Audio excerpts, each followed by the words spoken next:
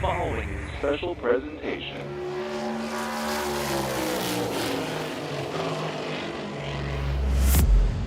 From the Captain eSports Network. This isn't just a game. This is iRacing.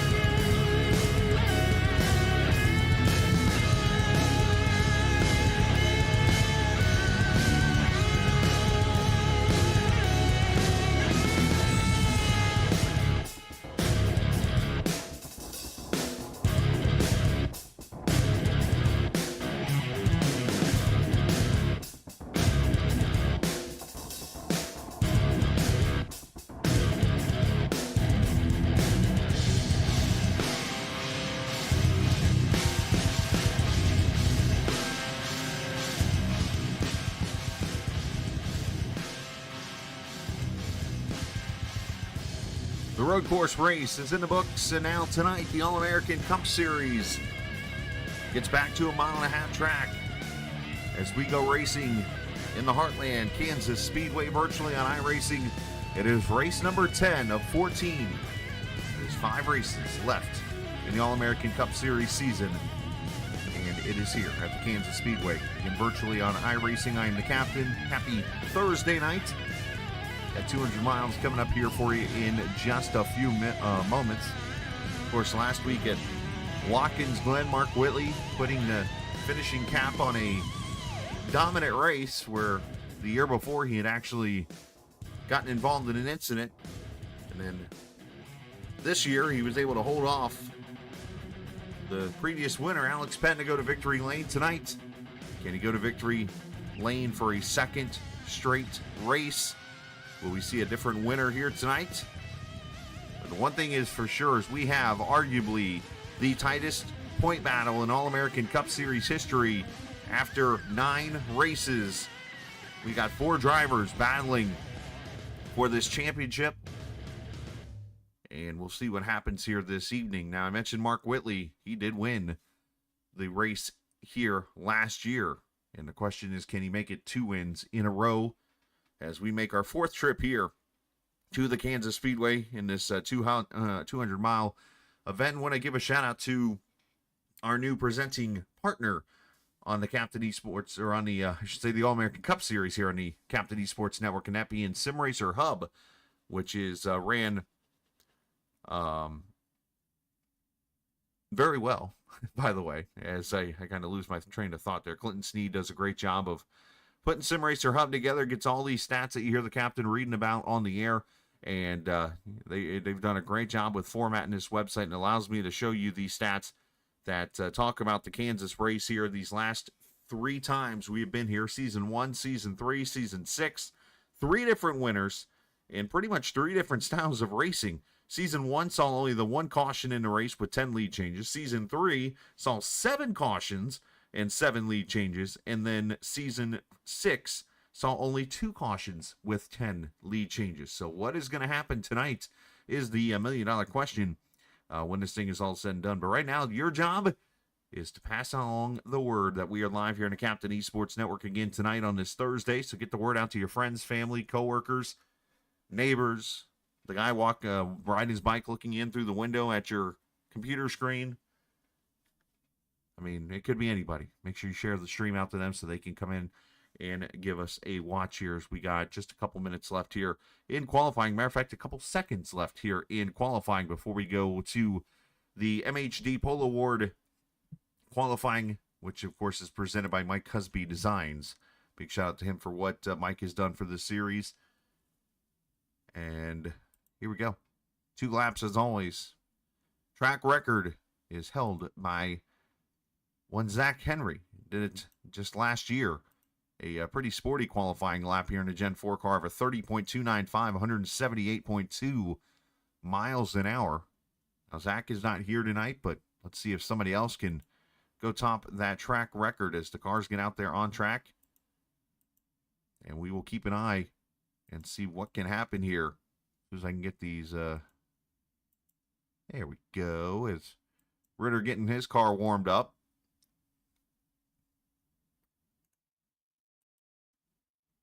As the paints get updated one last time here, as cars continue to show up here for the race.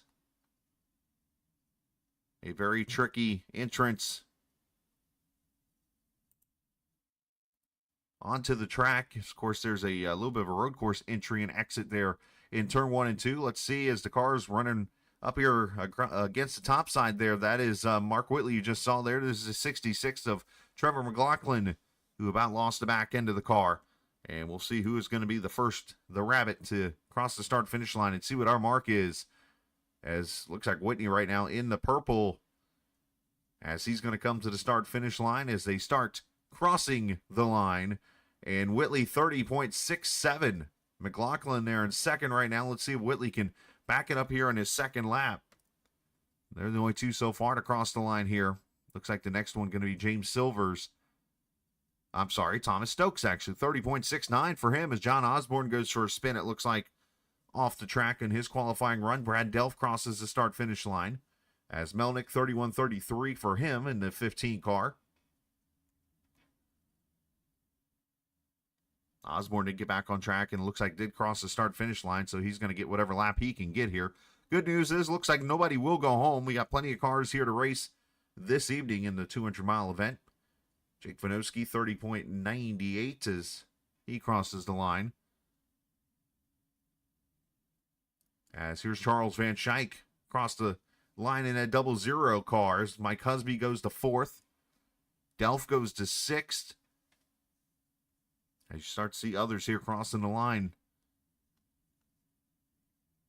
This track, progressive banking from 18 degrees all the way up to 20.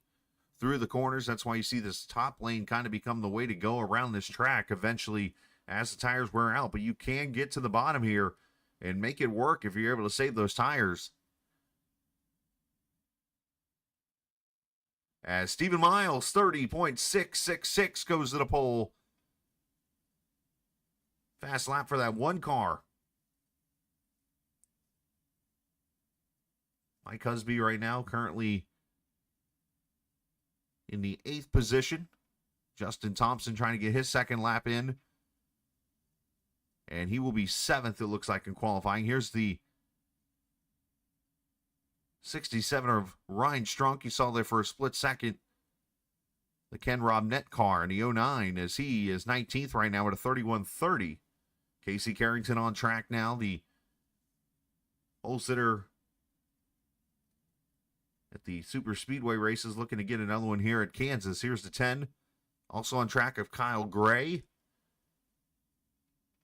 as Kyle right now qualified all the way down. Well, actually just crossed the start-finish line to get started. So here's Carrington across the line as he goes to 11th right now, 30.79. He needs to pick up about 1200ths to have a chance at Miles' pole lap. Matthew Weeks in the race tonight. He is 14th right now. Nick Sargent 18th. Austin Bloom 14th now, as Rob Nett jumped to 5th on his second lap. Still got about 8 to 9 cars that have not run a qualifying lap so far. Looks like Osborne and Kyle Hall had issues as Matthew Weeks 30.64 goes to the pole. As Curtis White goes 8th at a 30.73. So obviously track record looks pretty safe for Zach Henry. As Curtis going to pull off here. Carrington 13th overall. Let's see who's left on track. Only one car out there right now that is yet to finish a qualifying lap, or a second qualifying lap. And that is this 23 car of Jose Ruiz, as we have 6 seconds left in qualifying. Jose goes to 21st, and Matthew Weeks will get the MHD Pole Award here at the Kansas Speedway this evening. So congratulations to him. And we will go trackside now. Or actually, we will not go trackside yet. We'll go trackside for interviews, and we'll talk to drivers. But, of course, right now I got to get previewed for this Kansas 200 here. And we'll do that right now by showing off the point standings. As we said, we've got a pretty close battle on our hands. Mark Whitley leads by 10 over Stephen Miles. Casey Carrington only 14 points back. And then, or I should say 24 points back. Sorry, I'm looking at the behind next. Justin Thompson and James Silvers lost a pretty good amount of points to Whitley last week. 62 and 70 behind. But they're still relatively in this. So is Charles Van Schaik, who is only 96 points back right now in the 6th position. So a pretty tight battle up there at the points. Again, no playoffs here. Straight through 14 races to crown the Season 8 champion. Now, there is an overall championship for 2024, and this is where the points stack up there. Whitley leading by 40 over Casey Carrington, 65 to Stephen Miles. Matthew Weeks in 4th. Christopher Heller there in 5th. Heller a little under the weather, so hopefully, Chris, hopefully you're feeling better if you get a chance to listen to the stream tonight. And I hope to see you back here next week feeling 100%. Of course, Thompson, Leo McCorder, Husby, and Dylan Rosenberg, your top 10 in the overall standings, as practice goes on now for about 5 minutes before we go to the race itself. Team points, Laser Racing has a 70-point lead now over CX2. Cornerstone Motorsports is 3rd with Velocity at 4th. Top 4 have stayed the same for the last few weeks. Of course, that done obviously with combined points from teams in the end. The top 2 drivers, basically, that's what scores the points when it's all said and done when it comes to the team points in the standings there. Rookie of the Year points. It is Spence Thompson, who leads Charles Van Schaik by 2. Nick Goen, who is not here again tonight, must be still, unfortunately, maybe some power issues or something still from Hurricane Helene, as he was a part of that storm. He's not here tonight. John Osborne and Christopher Murphy, your top 5 there in the Rookie of the Year standings. And last but certainly not least, manufactured standings. Chevrolet, a 14-point lead over Dodge. And Pontiac and Ford down there tied with 34 points when it is all said and done. Let's take a peek at the schedule. Entering tonight, Kansas Speedway. The next week, we go to Talladega before Richmond, Charlotte, and Homestead. So 3.5-mile tracks in the next 5 races to finish out the season. But there's those 2 wild cards in the middle there, Talladega and Richmond, that could make or break somebody's season here in the All-American Cup Series. Again, big shout out to our premier partner, which is Sim Racer Hub. As cars are on track, let's go down and see who we can get a word from here before we go green. Got about 2 minutes or so, about a minute before we go to the anthem. So let's get a quick word if he is in the chat with our pole sitter tonight. And I do not see Matthew Weeks in chat, so we will not get a word with our points leader. But instead, we'll go ahead and go trackside for the playing of our national anthem.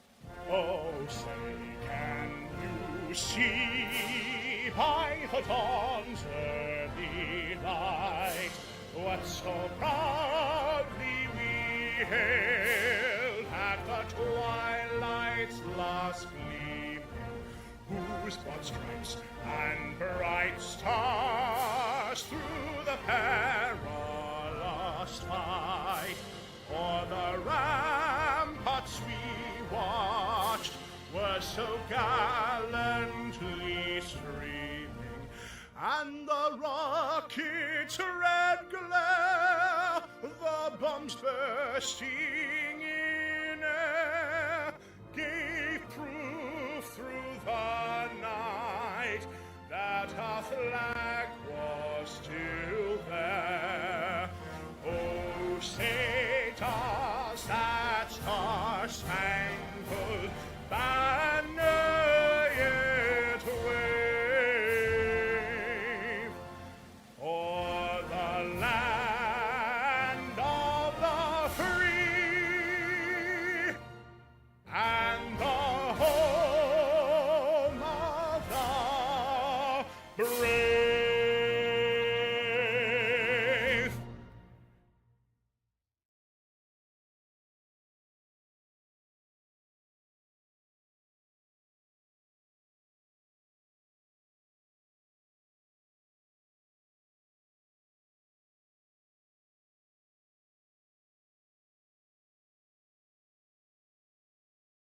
All right, the anthem officially in the books, and it is time to go trackside and take a look at the starting lineup for the fourth running of the Kansas 200 here at the Kansas Speedway. Virtually on iRacing, 35 cars going to take the green flag, or at least be here, potentially take the green flag for the 10th race of the season, as Matthew Weeks on the pole alongside Stephen Miles. Weeks, of course, with a few wins here this season. Stephen Miles getting his first 2 career wins. First one came at Chicago, which you could argue that its cousin track, if you will, is Kansas Speedway. Can he go 2 for 2 on those 2 style of tracks? Mark Whitley, Thomas Stokes, he was pretty fast at practice in that 37 car. He is 4th. Charles Van Schaik and Ken Robnett there in row 3. Row 4, Josh Dillon, Curtis White. Row number 5, Zach Rogers, in the debuting Jonathan Cadell, making his debut in the 10th position. Justin Thompson, Steve Ritter, they will start there in row number 6. Row 7 is Casey Carrington and Kyle Gray. Mike Husby, Brad Delph in row number 8. Row 9, Austin Bloom and Sheldon Atkins in the 34 car. Nick Sargent and Dylan Rosenberg in row 10. Row 11, Jose Ruiz and Jake Vanoski. Trevor McLaughlin and Daniel Giroux there in row 12. James Silvers, Nick Leo, row 13. Ryan Strunk and Justin Ray, 27th and 28th. Stephen Melnick and John Osborne. Stan Carnathan, Kyle Ethier in row 16 with Craig Martin, Kyle Hall, and Hunter Cannon. 35 starters.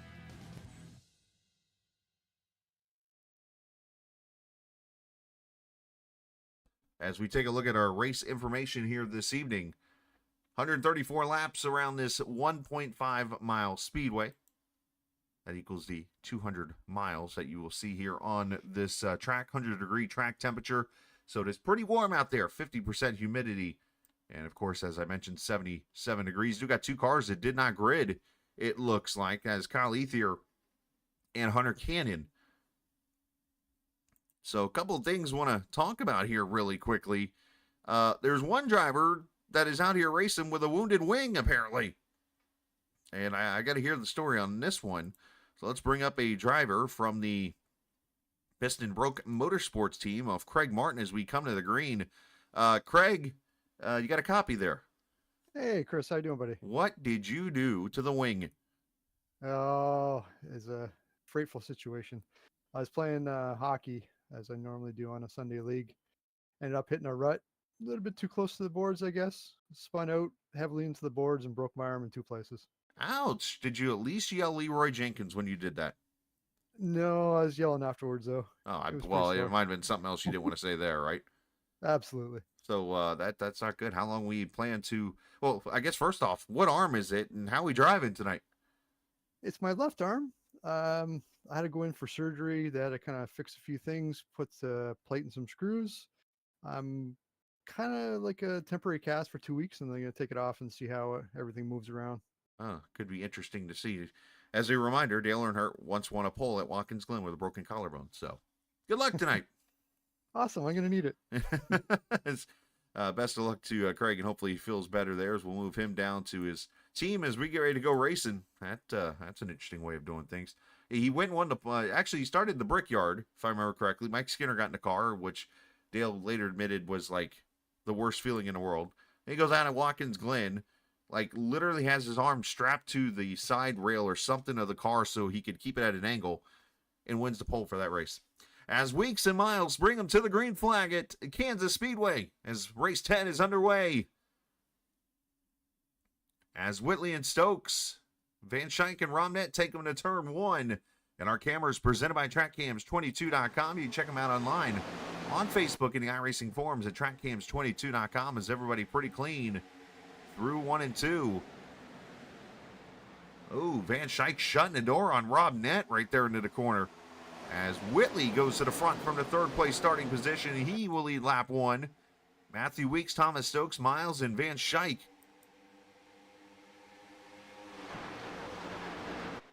As they dive off into turn 1, as I mentioned, a progressive banking, 18 degrees down there where most of the cars are right now. Then it's 19 degrees in the middle lane, and then 20 where I think eventually you will see everybody. As one car out of shape, McLaughlin back there, the 66. Not sure if he had issues or whatnot. Actually, might have been a 24, I'm sorry, of Sargent. I thought I saw the 66 getting wobbly there. I'll blame the sun glare for that. But we stay green. Everybody doing pretty well here so far. Kyle Ethier and Hunter Cannon still not back in the server, so unfortunately, not sure if they lost the server when the switch over to the race happened or whatnot, but a tough break for those guys. 3 wide back here with Casey Carrington. Spreading out a little bit there with Steve Ritter and Dylan Rosenberg there in the 91, the 6 of Mike Husby. As we watch Jonathan Cadell in the 96 car. I made the joke earlier in Discord as I read he was here. I know Jonathan pretty well. Raced against him many times back in the day as part of the old mystery races that we used to run. He used to be in that, running that for fun. And, of course, he's become a pretty big streamer himself. So the joke I said earlier is now I think I'm the second biggest streamer in the series tonight. But good to see Jonathan out here running. Everybody single file first 15 or so positions. As that Haviland car. Not sure who's got that paint scheme on. Is that Daniel Giroux in the 92? It sure is. Giroux in that 92. Austin Bloom, Sheldon Atkins in the Pennzoil 34. That's back at the 20th position, almost 18th, 19th, 20th.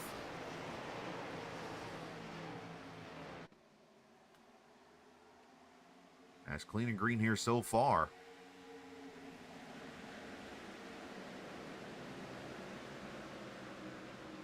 Everybody, I think, minding their P's and Q's here tonight. So, looks like about 35 to 40 laps on a tank of fuel.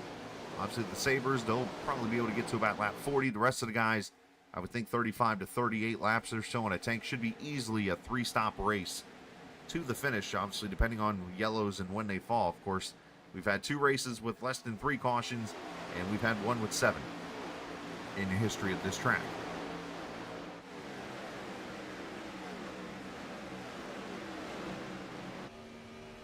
As we ride with Giroux there, and the camera right there above the 34 leaning up there on the 10. Oh, and then one car getting loose, and the car's in open contact. To see the 66 getting turned. He's on the outside wall. Saw him get loose, and then obviously nowhere to go. One car got in the back of him. Good save by McLaughlin. We stay green.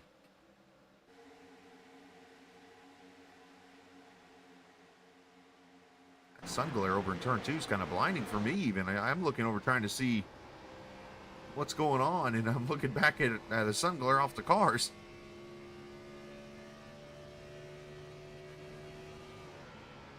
You see Whitley not really turning that wheel too much, but part of that also is having the wheel at a certain of course I'm going to lose the terms in my head here, not the ratio but the offset Probably got a little bit to the right, so it looks like his car is almost it's turning when the wheel is actually straight up. Kind of a trick there you can do with that to make it almost not turn the wheel too much, basically, when it's all said and done. Back here, James Silvers, terrible qualifying effort for the 17 car. He's up 4 positions, though, as he battles with Austin Bloom and the 42 of Jake Fonoski. There's Nick Sargent there, and then Jose Ruiz, the 23, behind them. See the 67 of Ryan Strunk, a little bit of nose damage down there about the valence of the car. Remember, we don't have splitters on these things. We got valences.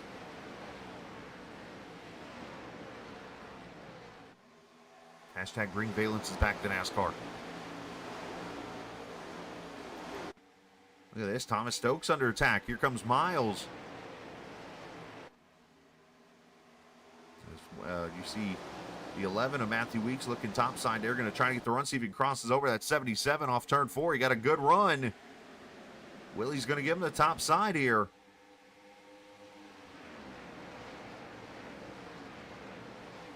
He's going to climb the boards and should be able to clear Whitley off turn 2 here. And yeah, you're starting to see that top groove come into play here as these tires wear 10 laps in already. So Whitley, or Weeks, I should say, becoming our second leader, or third leader of the night, technically, with Whitley leading the first laps. Thomas Stokes looking good there in that third spot right now. Miles cleared for position. The when Charles Van Schaik he was passing.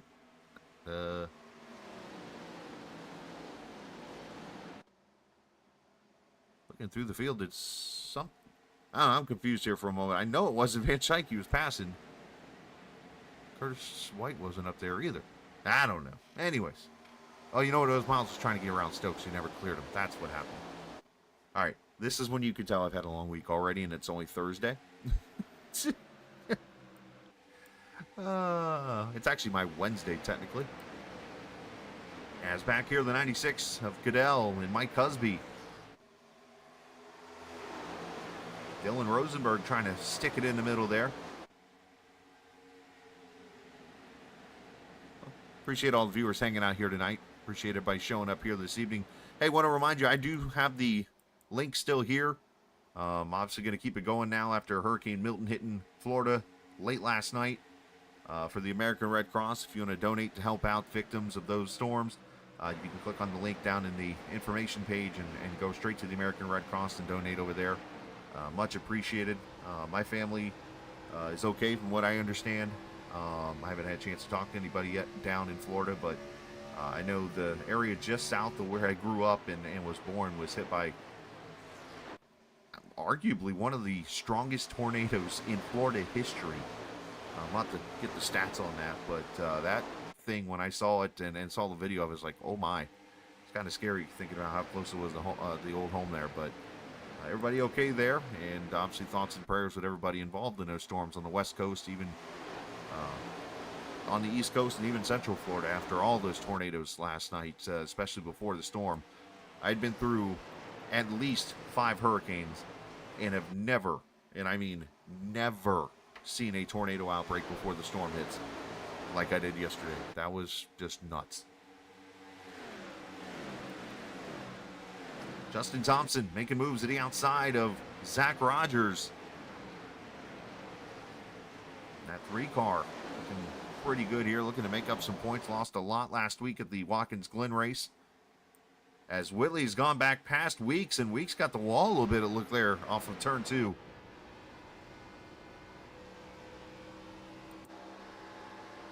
As we look back at the 11. 16 laps in the books here already in this race. So as Whitley has cleared Weeks, here comes the 00 Charles Van Schaik trying to get around Stephen Miles in the 1. Oh, issues for Curtis White, who's up in the outside wall. Doing a great job of keeping it up there. Very classy move on his part. A lot of cars trying to get themselves off the wall, usually, me included. And Curtis stuck it up there and kept it up there. This wall is like, almost like a a fly trap, if you will, or something. Some reason with these cars, and ever since the track came out, it has got grip, and it will grab your car, and when it does, it sticks. You don't usually see a car bounce off the wall like you do at other tracks. Back at it here is the 96 car battling with the 91, Cadell, Rosenberg.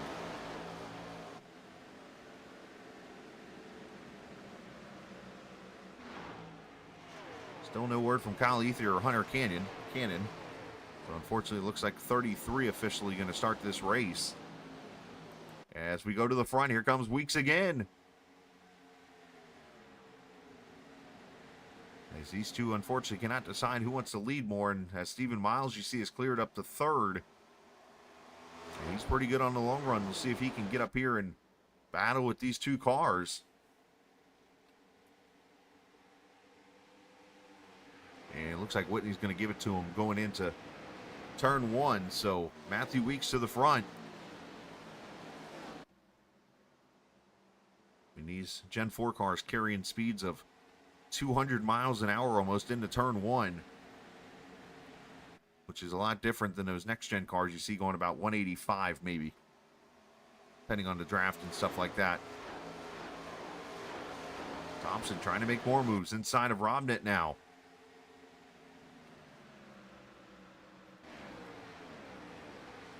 Ooh, getting tight there. Thompson almost squeezing what is technically the 09 up into the outside wall. The actual number 9 of Casey Carrington right there behind Robnet.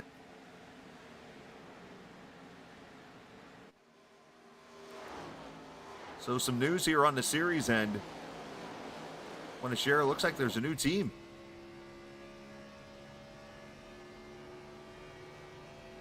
RPM with Curtis White, Thomas Stokes, Sheldon Atkins.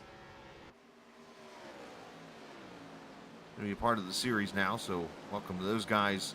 You know, they've been racing already, just forming a new team, it looks like.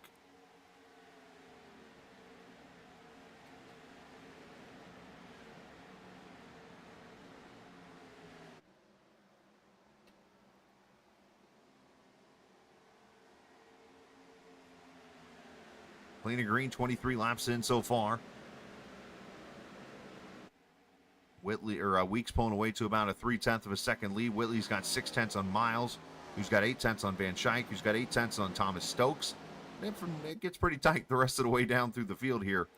For the most part, let's check on Josh Dillon, the 12 cars. He battles with Rosenberg in the 91. Steve Ritter there behind him. And the 16, Mike Husby also there.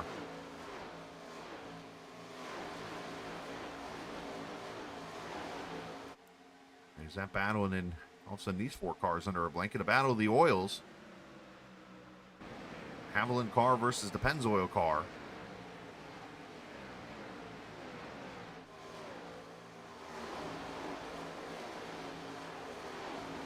And Giroux with a clear slider almost. There slides up in front of him. And a great crossover by Atkins. This is interesting because I'm not sure how much these two know each other. Atkins new to the series. Of course, Giroux new also this season. But he's been here for all the races outside of when he's had his blinking issues. So these two battling for the 15th and 16th position here, lap 24 now. Brad Delph there behind him, so is Kyle Gray in the number 10.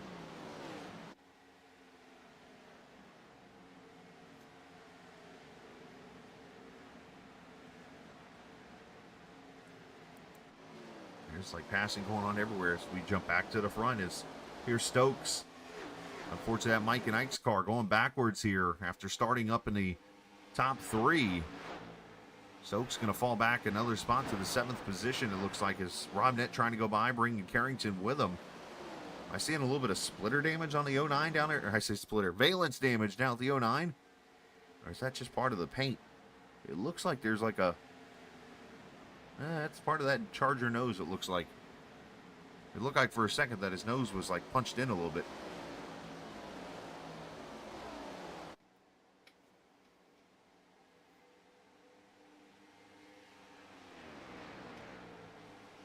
Biggest mover in this race so far is Daniel Giroux, up 10 spots to the 14th position after starting 24th.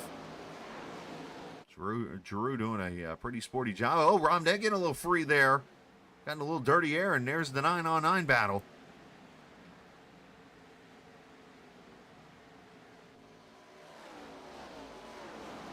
As Carrington makes that pass. So who's going to be the first one to commit to pit road here? If you can get to lap 30, you're pretty much set. I mean, you're pretty much set from here. You can go the rest of the way on a two-stop strategy, but do you want to be the first one to pit, or do you want to be the last one to pit? Do you want to pit somewhere in the middle? It's always that interesting challenge here. And then not to mention, you got to have a clean entrance and exit to pit road. As battle for second. Here comes Miles, who's been the fastest car on the track the last couple of laps. Have to check with the Laser Racing team, but I'm pretty sure this is the same car that went to victory lane in Chicago and then won the fuel mileage race in Michigan. Look at Miles fighting that wheel. One thing you do not want to do at this track is straddle any of the grooves. It'll make your car de-wedge and make it very loose through the corner. And you're already driving a car that has, 900 horsepower in it. And wants to bring the back end around pretty much any way it can. I mean, look at Whitley just got on the apron here for a second. That car got dancy.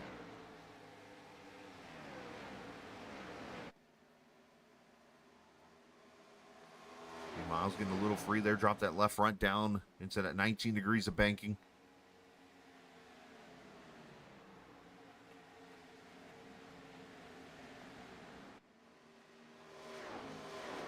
As I've always tried to say, think of it when you're driving through a construction zone and you get that uneven lanes part of the road, and you're driving part of your car on one layer of asphalt, and then your right side is over on a layer that's about an inch or two down from the main layer, and it feels like your car is out of control a little bit, almost like sliding.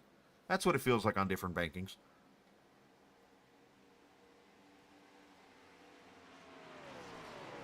Miles not able to complete that pass on Whitley. We'll keep an eye on the pit stops here and see when they do happen.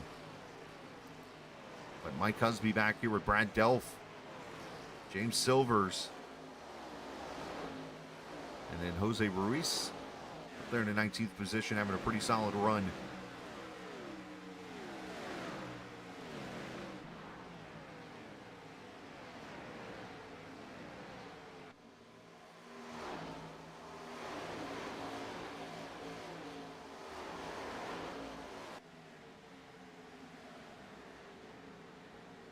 If you remember the original introduction to the Kansas Speedway, it was a 15-degree bank track. It was actually a little bit lower than Chicagoland. And the first race ever, pole sitter Jason Leffler. For those who don't remember that, it's when he was driving for Chip Ganassi in the 01 car.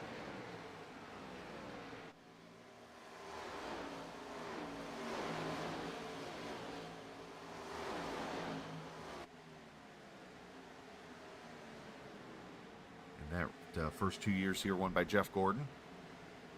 And then back about 10-15 years ago or so, they decided to repave the track and put the progressive banking on it, which has made this arguably the best cup racing track on a 1.5 miles at Kansas Speedway.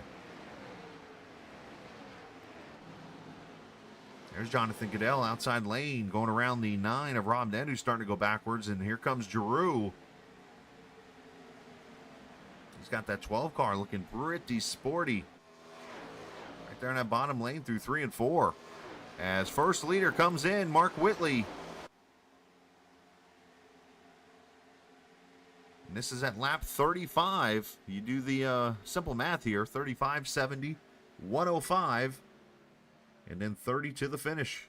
Pretty simple strategy, I would say. Kyle Hall's on pit road. Kyle Gray, Curtis White, and Jake Fanoski, you see leaving pit road from his first stop. And it should be 4 tires and fuel here for the 77. Of course, last year's winner here, season 6.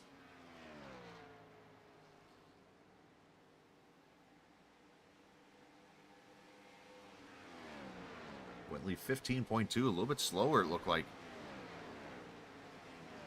Stokes, Rosenberg, Giroux, Atkins, Ritter, Husby, Sargent, Struck, Ray, and Martin all on pit road. Interesting from Craig Martin being on pit road with only one arm. That cannot be easy. I wonder how he's shifting.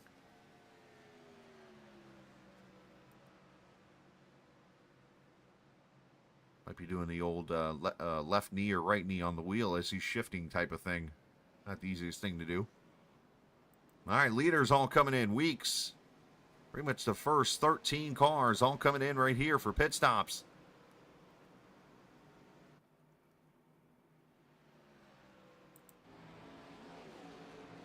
I mean, half the, 3/4 of the field on pit road right here. Lap 36, 37.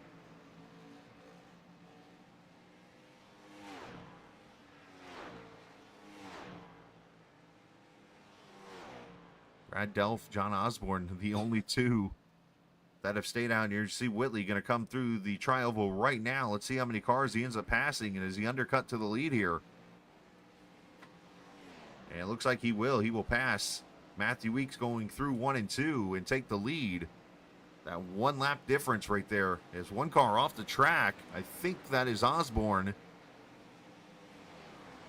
He gets back on the track and it's going to be okay, it looks like. As there's the 81 after the little off. And he's going to be okay as Whitley now leading at lap 38 by 3.5 seconds. Went out there, ran a 31.04 and this went quicker, 30.96. So he's laying down a couple of hot laps here. Trying to gain a little bit of track time on the leaders after that pit stop. As they also got to get tires up to temp and so much more here.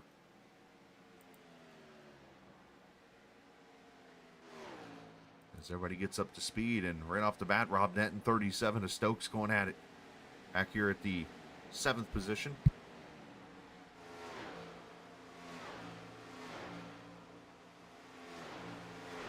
Steve Ritter there behind them. Daniel Giroux going to be up into the top 10 here.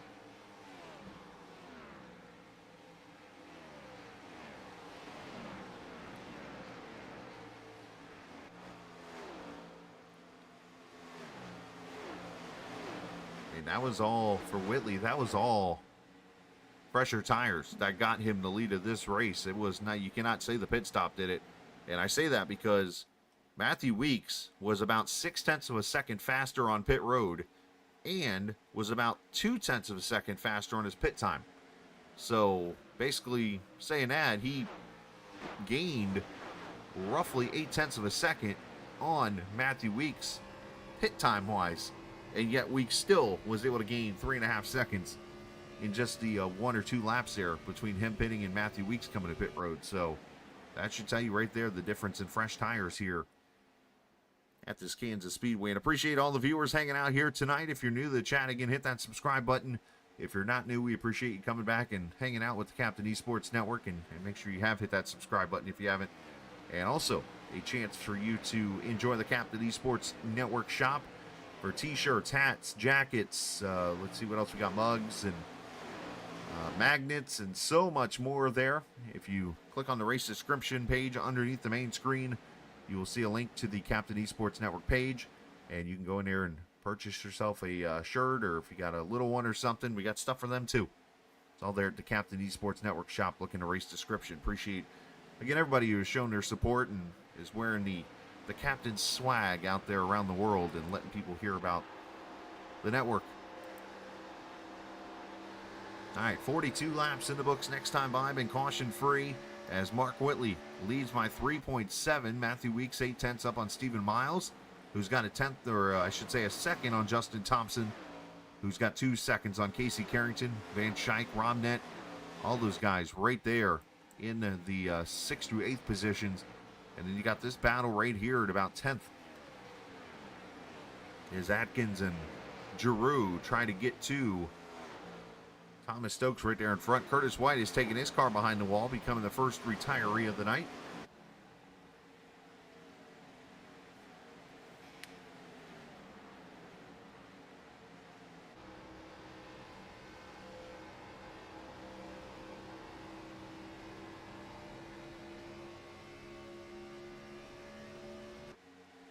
As here comes Rogers, the 19 car. Still, we'll almost a full season in here. 7 races, or I'm sorry, 9 races into the season. And I'm still used to seeing the 19 car of Zach Rogers in a Napa-colored car.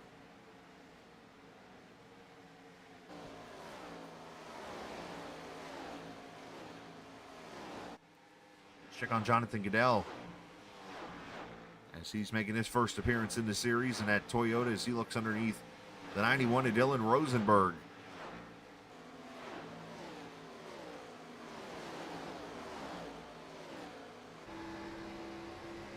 As we ride with the 96.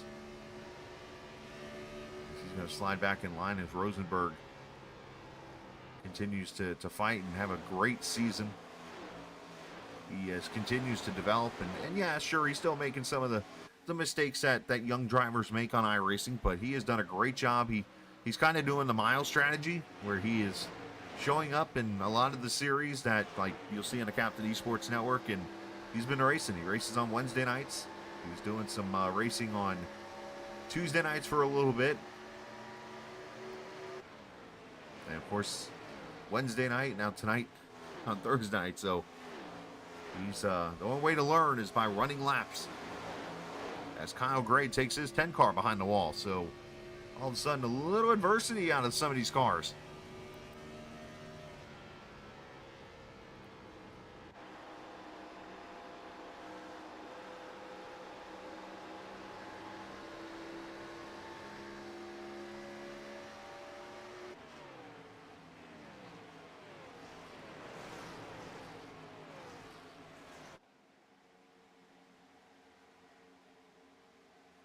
Go back a little further in the field here. Justin Ray, Ryan Strunk, and Charles Van Schaik in the night, or I'm sorry, that's Stan Carnathan. Sorry, I'm looking at the wrong car number here. This is a battle for the 21st position. These guys about 15 seconds back from the leader, about half a track, if you will. That should show you how close this grid is, by the way. First to 28th is only a half a lap behind. Usually by now you're getting lapped.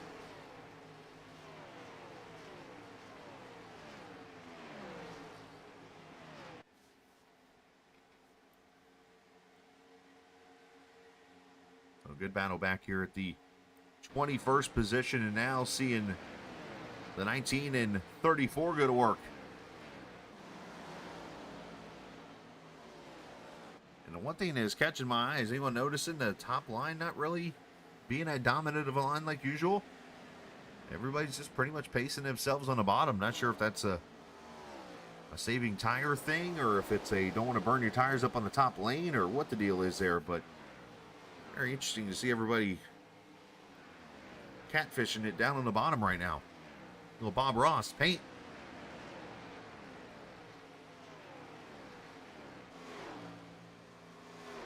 As Adkins makes the pass.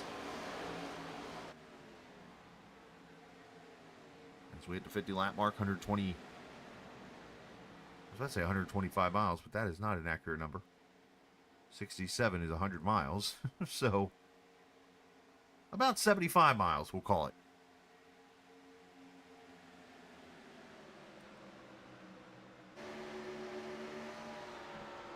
As Rogers falling back.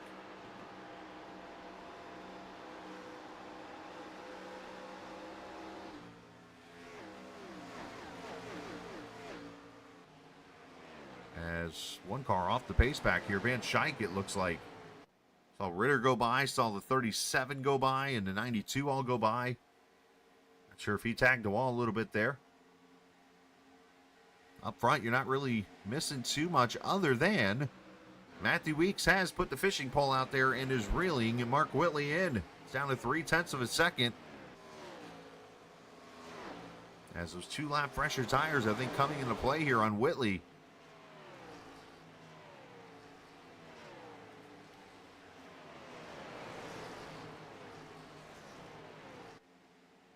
You can definitely note, though, that it took almost 18 to 19 laps as Cadell just got the outside wall for the 11 to get to the 77 car.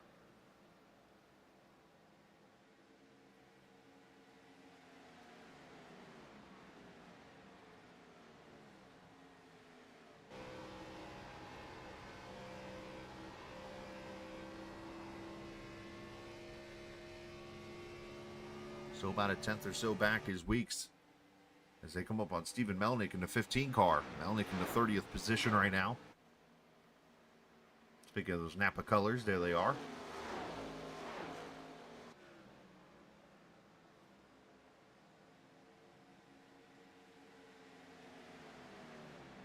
As Ryan Strunk comes back to pit road, and Matthew Weeks going to clear the 77 and go to the lead here, lap 54. Well, I say that, and Whitley's still there.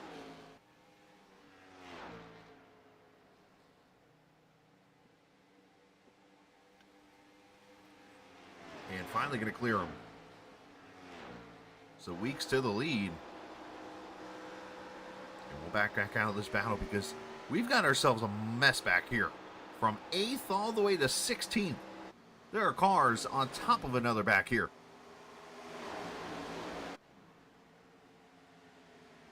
Oh, one out of shape. That's Giroux. Able to hold on to her.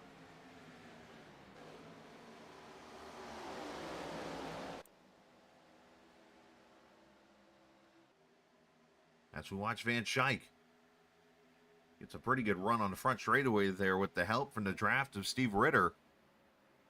Up here for second. Here comes Miles.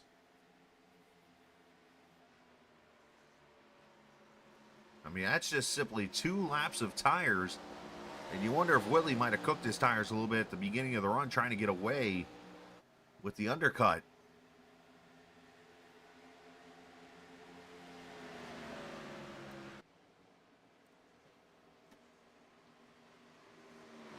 So what I'm seeing here tonight, and you can agree or disagree here if you want to, obviously, that's why we're all here, is it looks like the longer you go, the better shape you might be in on the longer part of the race.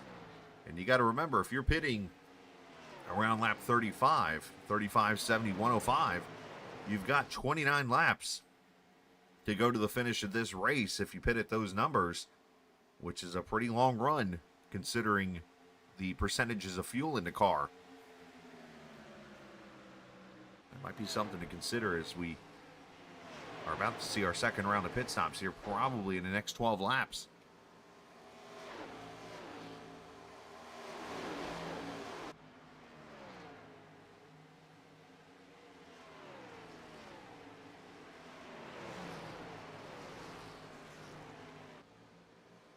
As Ritter continues to try to get around the 00 to 37, hanging his zone there in the 7th position.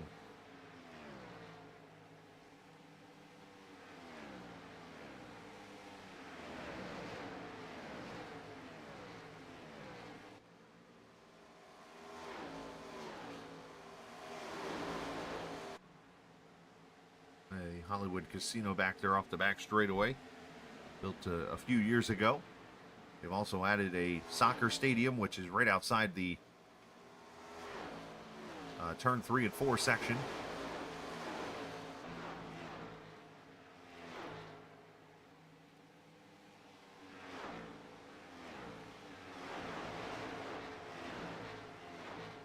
They've added a whole bunch of shopping. If you remember this track when it was first built, there was nothing out here.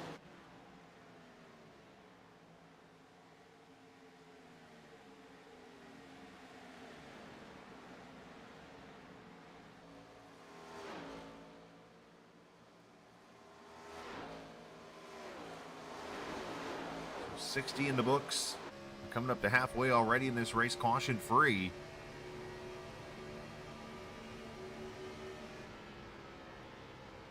Gives me an opportunity. Let's go look at some of the history in this league on 1.5 tracks. And this is all thanks to Sim Racer Hub, of course, the presenting partner now of the All-American Cup Series here for the rest of the season. You go over to Sim Racer Hub, and all you got to do is pull up the league of the All-American Cup Series.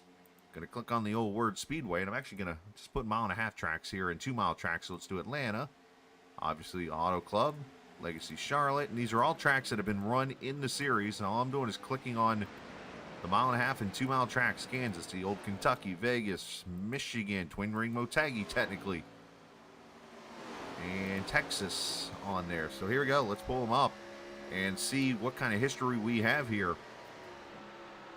And we're going to look at the best average finish of drivers that have made more than 10 starts. John Eckert, obviously the Hall of Famer, it's going to be in the series. Hall of Fame as of this year, the first class.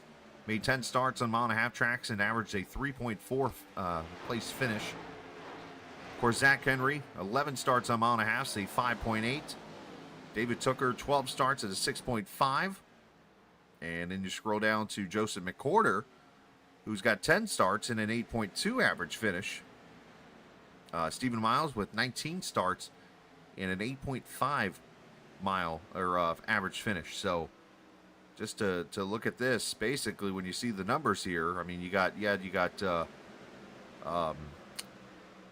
my gosh, McCorder running part-time here. Zach Henry part-time when he's able to. So your first full-time driver right now in this series is obviously Stephen Miles.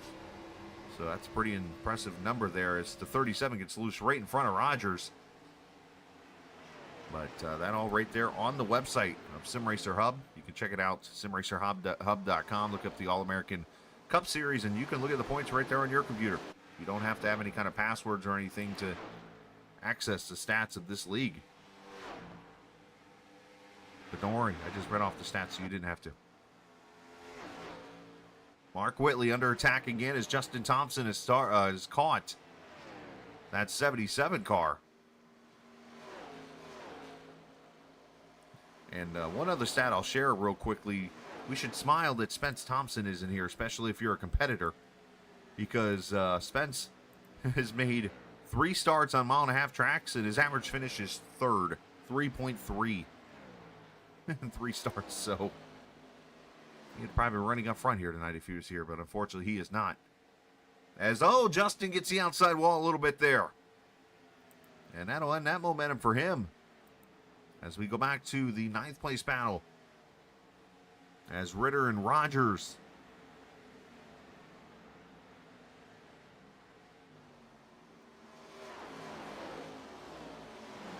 go at it here. As Rob Nett's going to be the first of the leaders to come to pit road here. Lap 67, right at halfway. As here's the 09 Tops car. Not sure if there's a Tops in your neighborhood. It is a grocery chain. Much like the old Winn-Dixie, if you remember, especially down south. I remember Winn-Dixie when I was in Florida. I don't know what Tops is.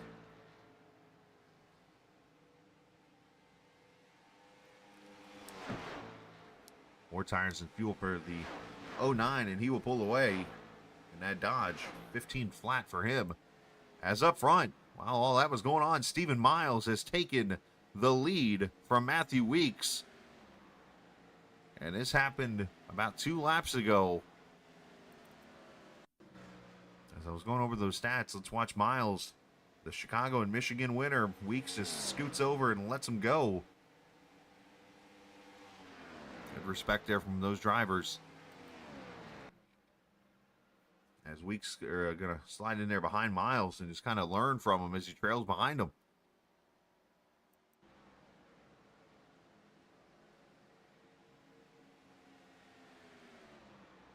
As Rob Nett back on pit road, so maybe a speeding penalty here or an unsafe merge or something has happened to the 09.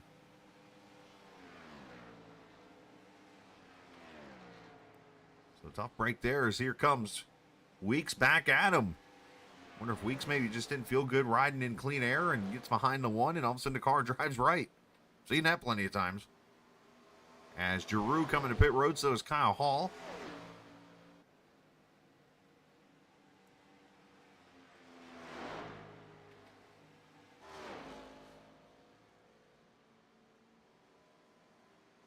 Jake Fonoski now on pit road also. You see where everybody runs on the track. Leader over it going into turn 1 through the short chute of the front straightaway there. As here comes Mark Whitley, the first of the leaders, back in. Lap 70 for this 77 car.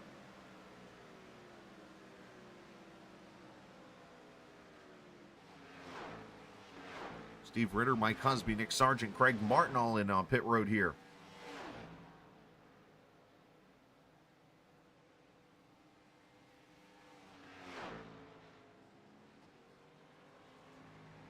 As Casey Carrington, you see that white and red Dodge over to the left side of the picture, comes to pit road.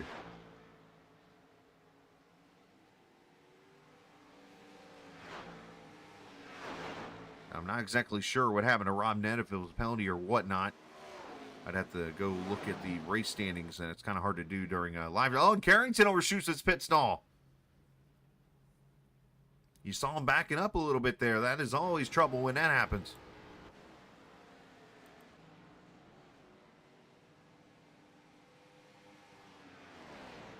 And a 16.6 second stop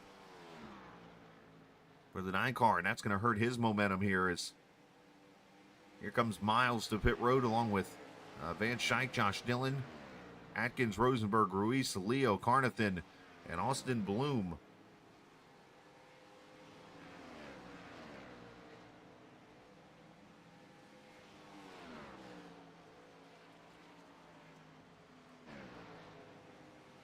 As Miles going to leave pit road right now. Good stop for M14. 7 Weeks and Thompson, Cadell and Rogers and Silvers. All these guys to pit road. So this is lap number 74. 60 laps to go. Oh, Weeks gets into Ruiz a little bit there. And that's where I go back to the whole, you got to be careful on pit road because there's no spotters. So you don't know what's below you there. If a car goes to take off, you get to kind of peek over there and see if you can see. I'm sure Weeks actually probably saying something to Ruiz because of the release from the 23 car, but there's no like unsafe release penalty that you will see in like IndyCar or F1 or something like that. As Brad Delp comes to pit road.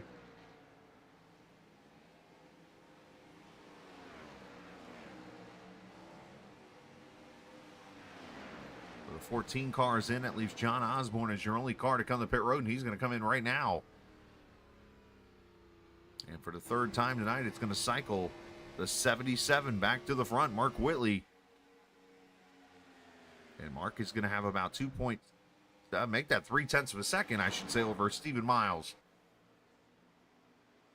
Whitley 2.5 seconds back, then Casey Carrington now 4th.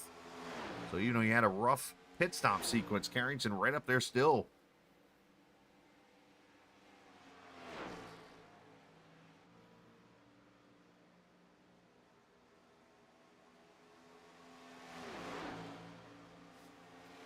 As we'll come off forward and complete lap 75 here. Let's do a little through the field here and show you where everybody runs as we're past halfway here. At lap 75, Stephen Miles, your leader. Of course, Miles started in the outside pole and just took the lead here recently. Matthew Weeks, or I'm sorry, Mark Whitley, 2nd position for him. As Mark started on the pole, he's got about 3 to 4 lap older tires than a decent amount of the guys in the field, but up towards the front, he's actually about 1 to 3, I would say, laps difference in tires. Matthew Weeks pitted at lap 73. He runs in the 3rd position. Casey Carrington, you see him trailing Weeks, is in the 4th position. Justin Thompson, who got a little bit of the wall just a little bit ago, having a good run in the 5th spot. Steve Ritter up 6 spots. He is in 6th. And the Leaf Guard of Vermont, number 16 car, running in the 6th position. As mentioned, Daniel Giroux, the biggest mover in the race, all in the green flag. He has gained 17 positions from 24th to 7th, giving Davey a good old run there. That's actually the Juan Pablo Montoya paint. And the only reason you can tell the difference is if you look down in the bottom corner of the rear of the car, you'll see that little gray sponsorship. That was the Montoya paint scheme. I forget what the sponsor was on that car. Mike Husby in the 6th car is in the 8th position as he battles with Charles Van Schaik, Josh Dillon up here hanging out, Jonathan Cadell, and Zach Rogers all in this picture right here. So that's 8th, 9th, 10th, 11th, and 12th. Before you go all the way back to 13th, there's Thomas Stokes in the Mike and Ike car. Nick Sargent, 24 car, the DuPont Chevrolet, running in the 14th position. And Sheldon, or I should say James Silvers, running behind Sheldon Atkins, who's running behind Nick Sargent. This is 14th, 15th, and 16th positions for them. Dylan Rosenberg, who had a little bit of a slower pit stop there on his lap 72 stop, running in the 18th position now in that 91 car. He was up a little higher than that. Unfortunately, some issues have put him back. Nick Leo, 18th position for the Jewel number 69 car. His buddy's not here tonight, I've noticed. But Nick running 18th right now. Jose Ruiz in the 23 car running 19th, having a good run as he is about 18 and a half seconds back, which, by the way, Stephen Miles has pulled away to a 0.6 of a second lead. Weeks has gone by for second, and Carrington now passing Whitley for third. We'll show you all that here in just a moment. Justin Ray in the 20th position as he's trying to hold off one-armed Martin. Craig Martin, fortunately, suffering a couple of breaks in his arm after he apparently hit a rut when he was ice skating and playing hockey, and went straight Adam Sandler and Happy Gilmore into the boards, apparently, and snapped his arm. But Craig obviously trying to hold on there, 22nd right now behind Stan Carnathan, who passed him. Brad Delph, 23rd position. Kyle Hall in the 24th spot. He's gained 10 spots from the start. Austin Bloom up to 25th. Jake Vanoski, 26th. John Osborne, 27th. Stephen Melnick and Trevor McLaughlin, the last car on the track of the 33 that took the green flag, in the 29th position. So there we go, at lap 82. That is where everybody stacks up right now in the field.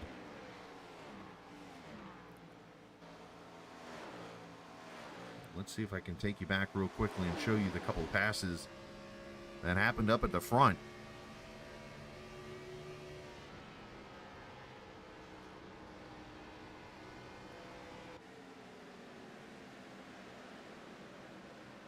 As Miles took the lead, we saw that. And into the second position, that was where Weeks made his move. But first, let's look at it again here. Here's Miles making the pass into turn 3. As he's able to clear Whitley off of turn 3 and 4. And then Whitley can lose the position to Matthew Weeks. That is for second.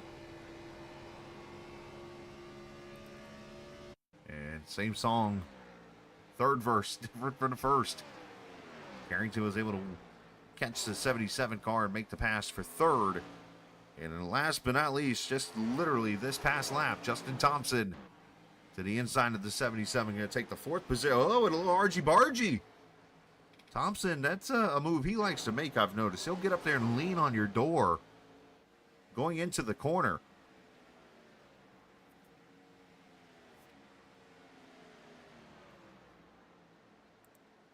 There's a couple passes up front as we get you back to live, and you look at Miles with a 2.5 second lead now over Weeks. Carrington 1.6 back, as Thompson now going to put the pressure on the 9 for third.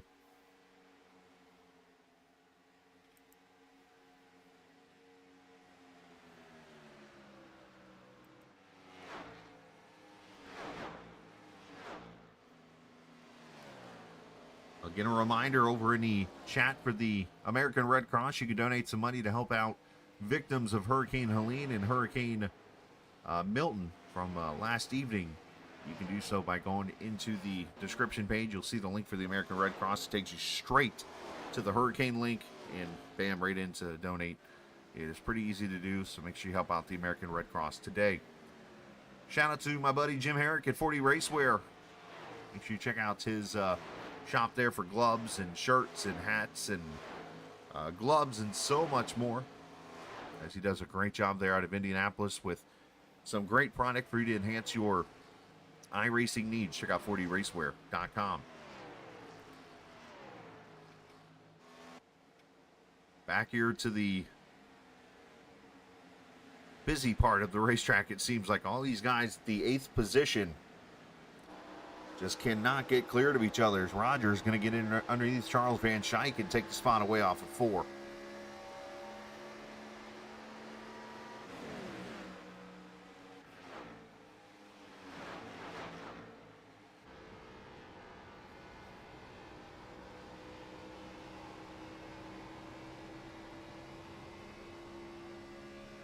And you see Giroux there in front of Rogers. Jonathan Cadell also there in that battle too. Been a great race so far. We're going to come up to potentially the last round of pit stops, likely coming in the next 15 laps. And that's where I think this is going to favor those guys on the longer run. As Giroux under attack comes Zach Rogers to his outside.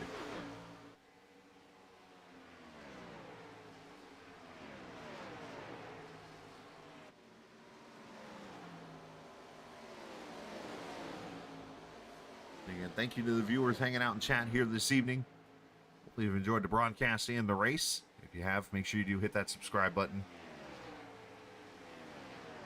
I appreciate you guys hanging out and cooperating with me as it's the old one-man show, as I always say.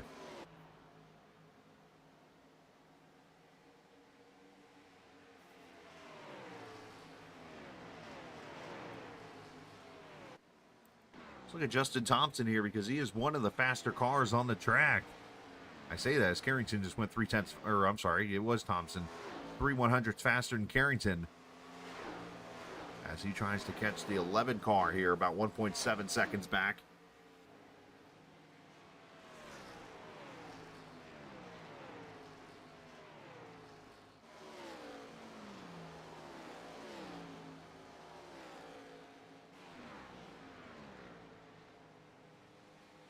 So next week for these guys, it is Talladega Super Speedway in their second Super Speedway race of the season. Of course, the first one, Daytona. The night race, we'll have 4 races to go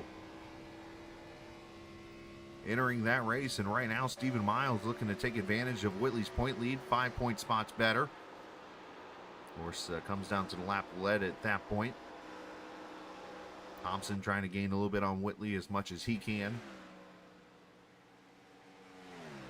Unfortunately for the other car involved, James Silver's 12th position, as he has gained 13 spots, but he's going to need to do so a lot quicker if he wants a chance to get up there towards the lead and maybe win this race.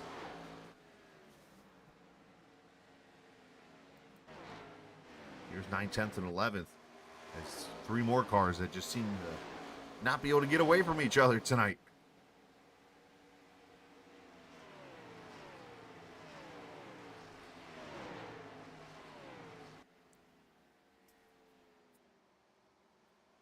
As Drew right down there in that bottom lane, Van Schenken run the top side, and I think Dylan just trying to help out whoever's lane goes.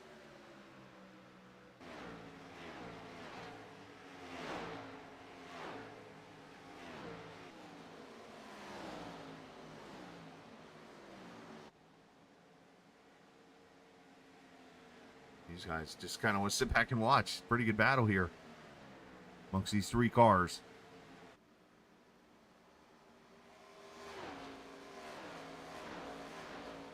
And Shank doing a good job keeping the car under him, because it's very easy for it to de-wedge. And for those who don't know that term, I know it's like a drinking word here on the Captain eSports Network, because I say it all the time. And there's a reason why I say it, because a lot of the tracks that you see these people running on are progressive banking tracks. And de-wedging is basically where all the weight, all the wedge, if you will, in the car shifts to one side. In this case would be the left front, because of the gravity change in the front of the car, which takes all the weight with it. And it leaves the rear end with no weight, nothing to push down. And it just spins the car out, basically, when that happens. So these guys have done a great job keeping that from happening this evening.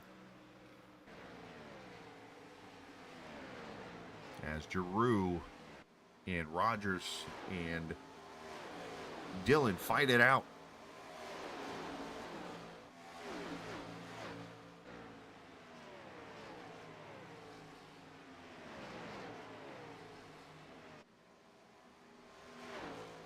Zach Rogers out there ahead a little bit.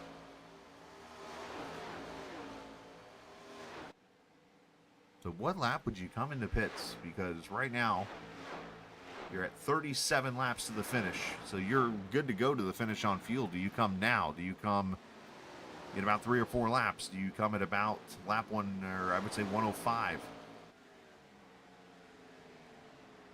Because the biggest fight you're going to have is trying to stay up in the front, especially if you're Miles or Weeks or Thompson, you pit a lap early or whatever. You got to make sure you don't lose the track position that you were able to gain during that run.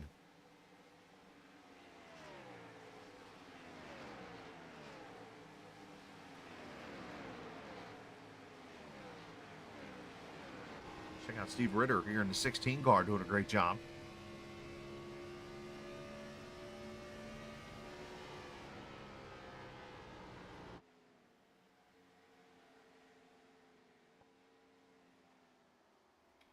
And look at the 96 car of Jonathan Cadell making his debut here tonight. 6th position as he will go around the 16 car. So Cadell starting to kind of get a feel for this Gen 4 car.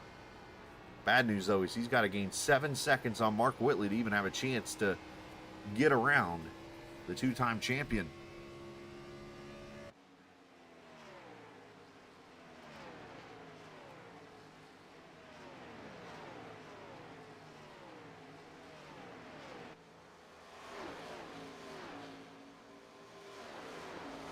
Kelvin Atkins, 13th position for him.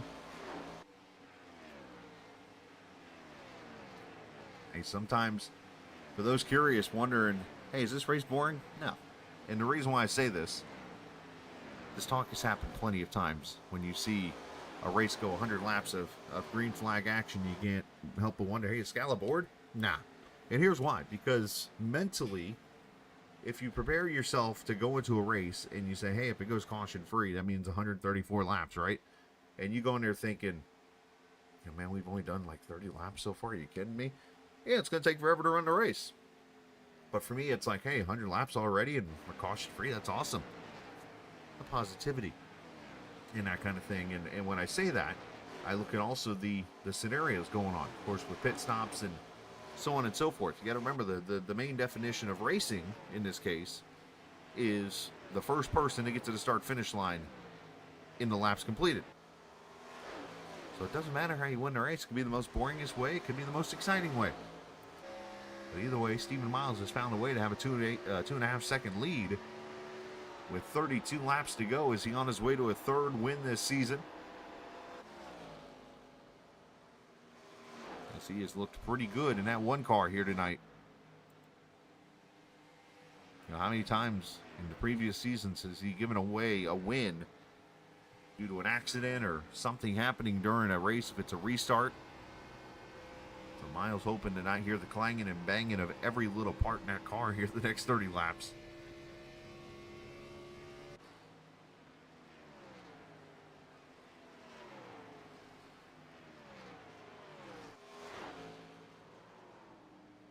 As I saw the 66 car come to pit road. Looks like Craig Martin is on pit road and Stephen Melnick. All three of those guys are lap cars, unfortunately. So who will be the first leader to make the bite here?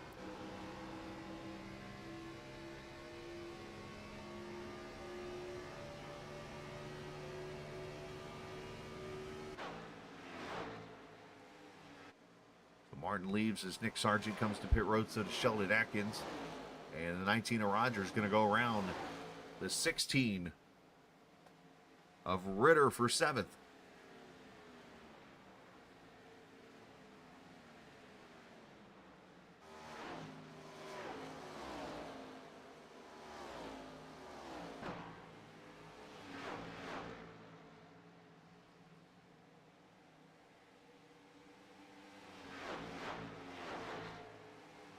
One thing we'll have to look into here tonight, we're currently just past the 1 hour mark, I believe, in this race, or just shy of it.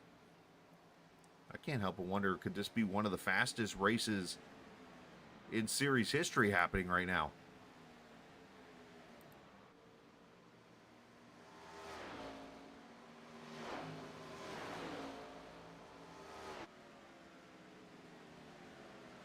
Let me look here and see.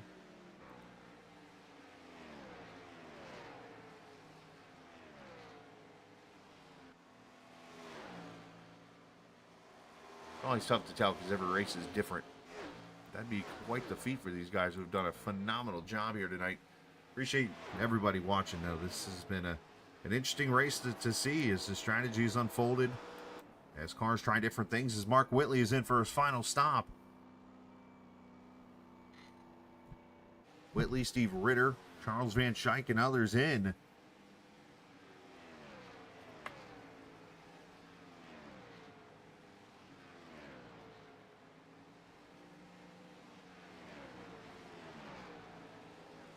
As that HDR 77 car pulls it in.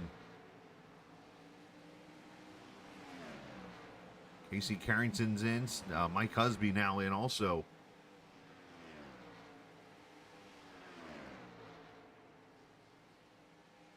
As 14.8 for Whitley. Another flawless stop there for this HDR team players. The pit crewmen and stuff. Of course, he's got Brantley Roden over there spotting for him and stuff. As Miles and Weeks come to pit road. 45 miles an hour for the final time at lap 108.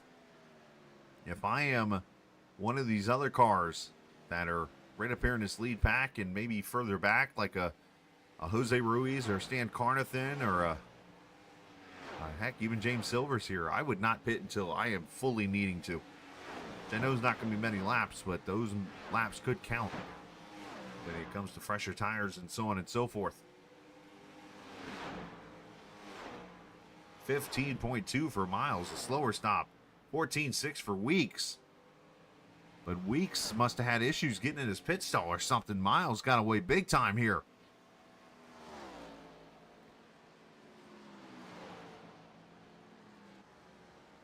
And this time around, as Miles leaves the pits, Mark Whitley is still in turn 2, so he is not going to get around the one car here.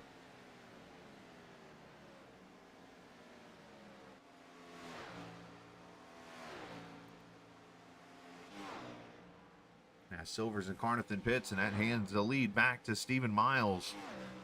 With 25 laps to go, can the Georgia driver do it again? And this could be kind of a warning shot here for the field. As I showed a little bit ago. Let's show it again here real quickly while we're under green. The schedule for the rest of the All-American season. Of course, Kansas tonight, Talladega next week, Richmond, and then those two tracks at the bottom, Charlotte and Homestead. Those are mile-and-a-half tracks along with Kansas. So this could be falling into Miles' wheelhouse. And I'm going to focus also on next week's race at Talladega. That is because Miles runs in another series on Saturday nights. And I believe that he does Wednesday nights too. That are super speedway only.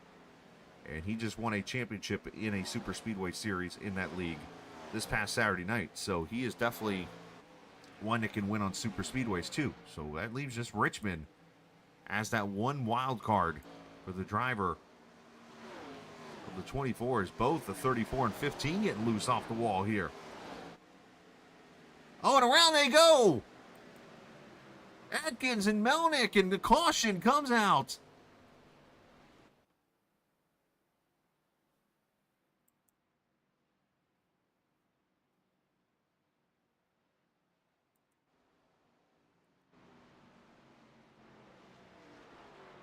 Melnick able to get going. I'm not sure what happened to 34, if he blinked out or something. But I could not get any traction on Sheldon Atkins. In what, 112 laps of caution-free racing by the wayside here. 22 to go. And everybody should have one set of tires left. And I'm going to be honest with you. John Osborne's going to probably take him because he's sixth right now and needs fuel desperately. I probably am staying out right here. I don't think you have put enough laps on the car to change tires here. This is going to be an interesting call.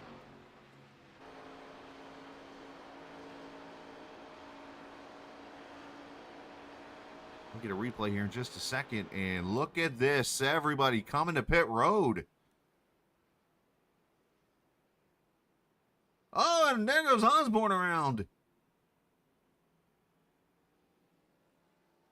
I mean, that's entering your pit stall with style.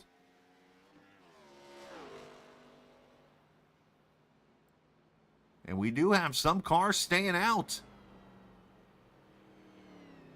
I like that call actually here. I mean, talking to a guy that don't win many races, but I like that call here. Seeing 7 cars. There's Carrington. There's 2 tires. Miles with 4. Weeks with 4. I'm sorry, Carrington took 4. I thought they were not 2 tire stops for him in Weeks, so I'm wrong there. Everybody, 4 tires and fuel of those who pitted. All right, let's go look at this replay and see what took place between Atkins and Melnick.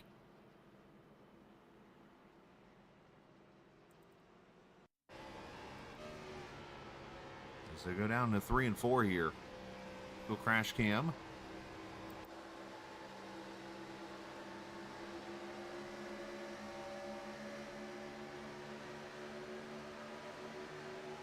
He's okay here.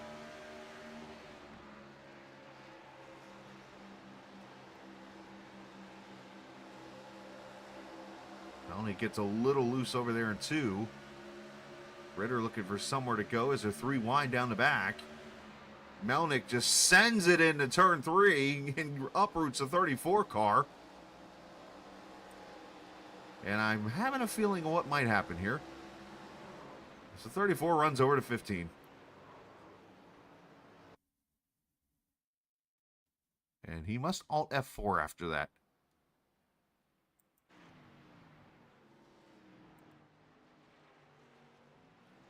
That's one of those where, unfortunately, Melnick just lost where he was on the track there and sent it in there, and the 34 is still there. But 34 obviously with a little potential retribution here.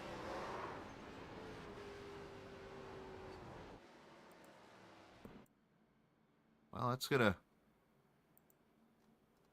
flip the race on his head. And we're going to get the green here with about 18 laps to go.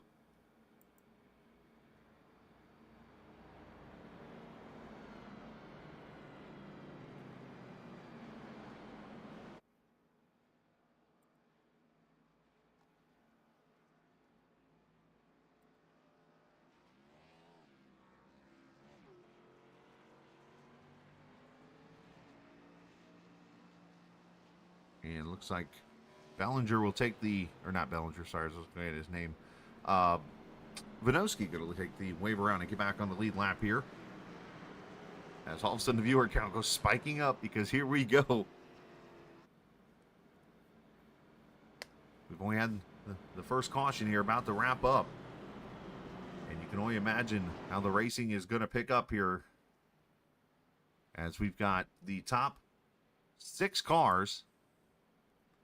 I'm sorry, 7 cars have stayed out. Your first car off pit road, Matthew Weeks, is in the 8th position, 4th car outside lane. And we'll throw a little caveat in here. It doesn't mean anything negative here. But Craig Martin in the 22 car got a little bit of a busted wing. As he's trying to race with 2 arms, but unfortunately one's working 100%. So we'll see how that orange Deadpool car does as we come to the green flag with 18 laps to go. As Zach Rogers, Charles Van Schaik, don't spin the tires by the way here, boys. Green flag comes out. You see Martin immediately jumps out of the way. 4 wide down to turn 1. Still 4 wide. Down to 3 as Rogers goes to the lead. Martin does a great job of getting out of everybody's way.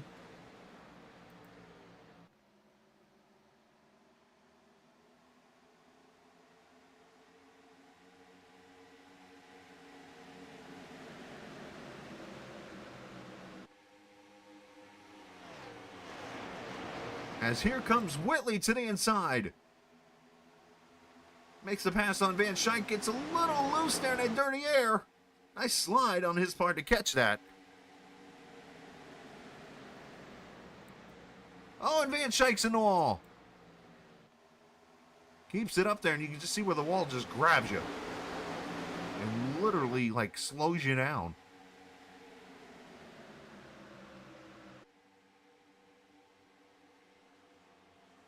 Whitley up to the 4th position. Miles up to 5th. Weeks up to 6th. As Justin Ray holding on there in the 7th position. Zach Rogers up front. And his teammate Josh Dillon right there behind him. As look at this pile back here. 3, almost 4 wide again. Easy, boys.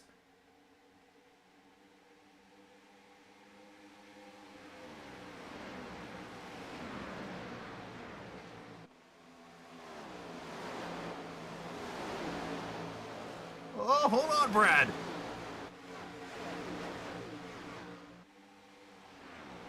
Oh, and the wall goes somebody. That's a 16 of Ritter. We stay green. And now caution. Steve Ritter has wrecked over in turn 3. And a wild sequence of events.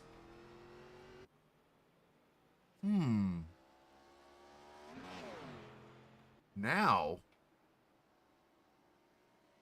you've run about 8 laps. Do you come to pit road now if you're the other cars? I kind of think this is a caution they didn't want, because this is going to put them in a box.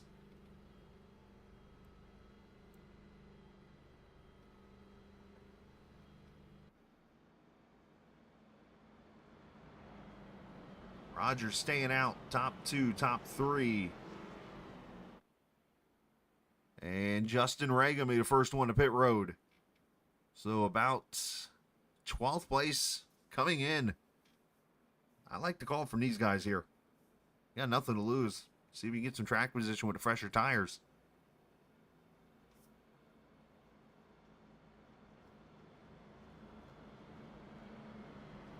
Let's see what all happened to Ritter. It all started on the back straightaway.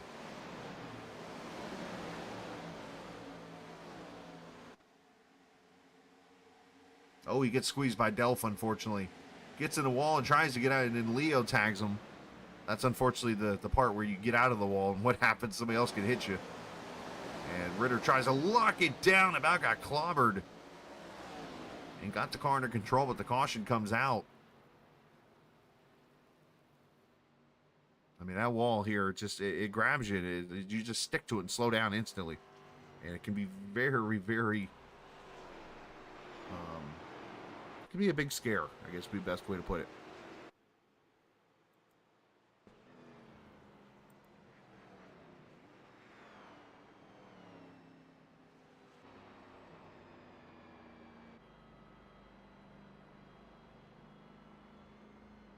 So we'll get the green now with... should be about 10 to go, maybe 11 to go. As Melnick, or I'm sorry, looking at James Silvers and Josh Dillon here. Mark Whitley there behind them.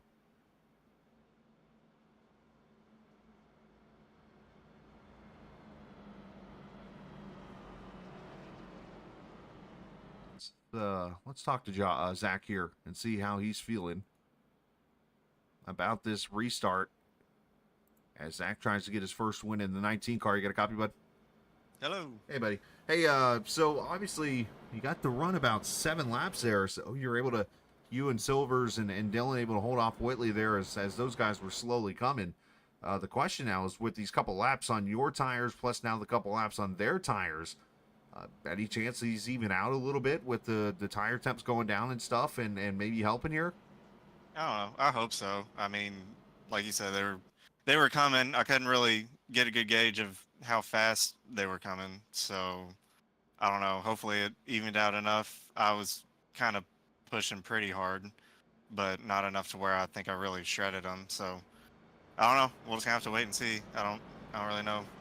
I don't have any science as to what's going to happen here. But hopefully it'll be fun nonetheless. No hypothesis there for the 19 car. Well, the other question, I noticed tonight that the Highline hasn't really been there as you would think at Kansas. I don't know. I kind of been around the middle where I think there's been enough of a difference in speed to where you kind of do a little bit of both. I think up front it was kind of bottom from what I've heard, but I don't know. I've been having fun. I mean, this is probably the closest I think I've had to a multi-groove type race, at least since they've been, quote, doing the refresh stuff. But I don't know, that might just be due to differences in tires and speed and all that whatnot, but I don't know, it's been fun. Absolutely, man. Well, hey, best of luck. Obviously, let's see if we can get you to victory lane.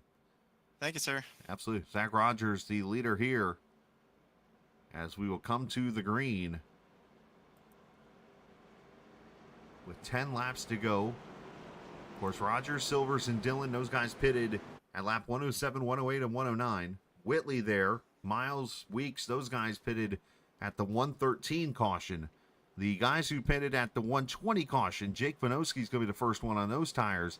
He's in 17th right now. 17th through, all the way down to 27th right now.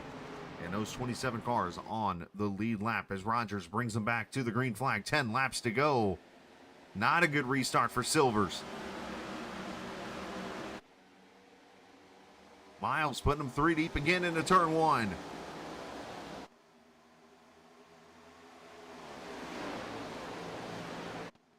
Ooh, Whitley with a little bit of a slide. Good save on his part. Good save on Silver's part, too.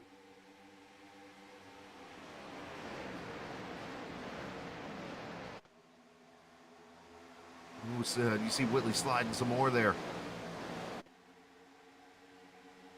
A little bit of air pressure there, causing the car just to kind of get a little tight there. And Weeks trying. Oh, he almost put that car in a spot that probably didn't have room.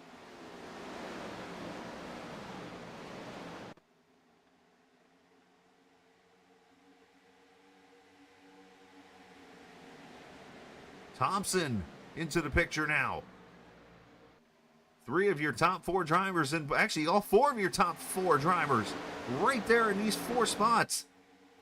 Silvers, Whitley, Miles, and Thompson.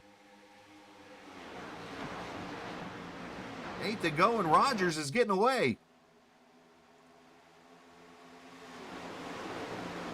He's going to need to run 8 qualifying laps here as Whitley clears for 3rd.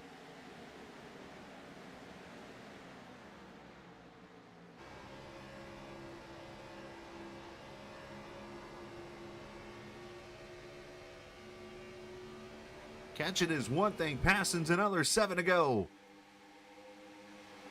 Does Rogers need another caution somewhere to maybe have a chance here? Does Whitley or Miles get to him? Or even Weeks?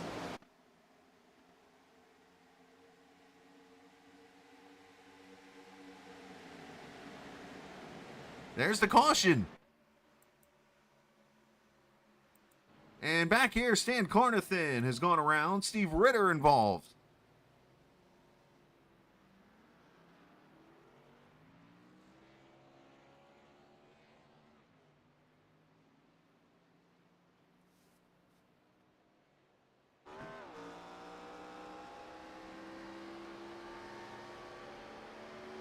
I mean, now your beds are made.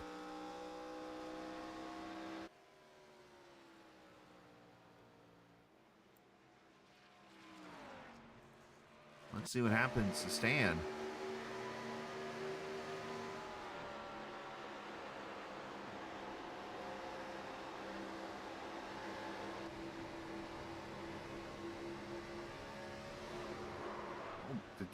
Oh, he got hooked. Okay, there's Ritter. And I see Van Schaik back there, too.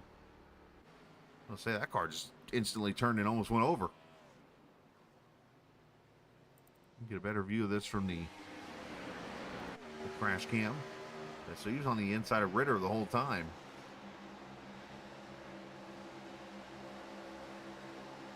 Oh, and Ritter, they were actually 3 wide here. Oh, and he gets hooked.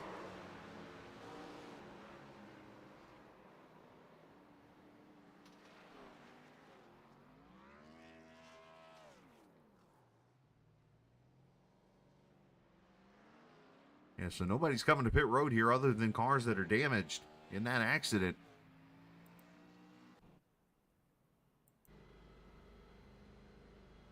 So Zach Rogers up front here. As I go back and look at these numbers here really quickly.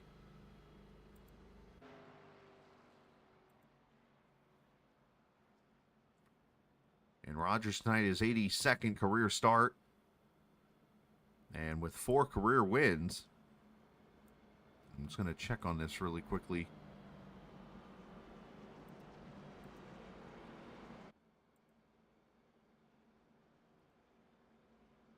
And his last win came in November of 2022, season 4, I believe that would be, at Homestead Miami Speedway as he went to victory lane in that race.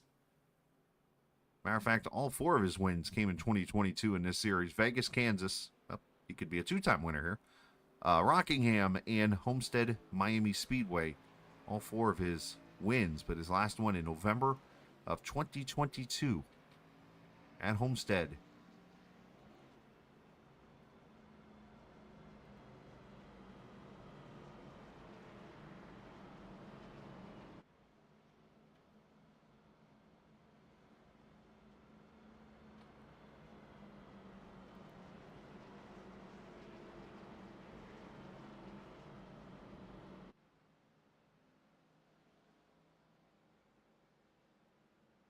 And again, that's all thanks to our good buddies at Sim Racer Hub. Clinton Sneed, the premier partner of the All-American Cup Series, allowing those kind of stats to be shown and stuff through the technology they use. So a big shout out to Clinton, and a lot of the leagues use that website for their points and stuff like that for stats.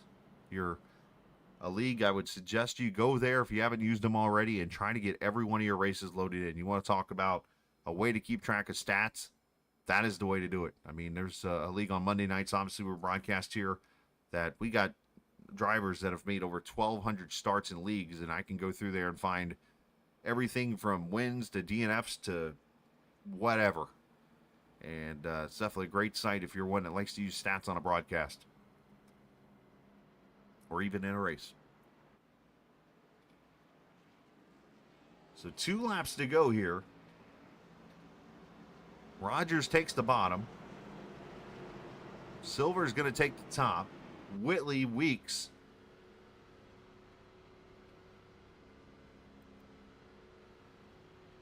As this will not be an overtime. This will be a traditional green-white checker. We still have 2 official laps to go next time by.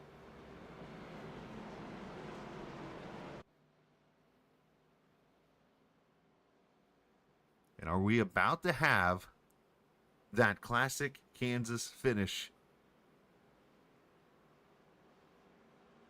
Is this literally going to look like the May Kansas race here potentially? Which still amazes me that way that finish went.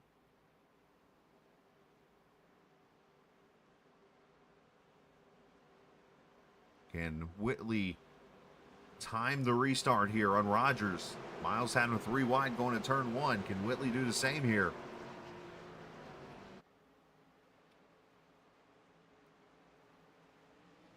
As here we go. Great restart for Silvers. Great restart for the 19 also.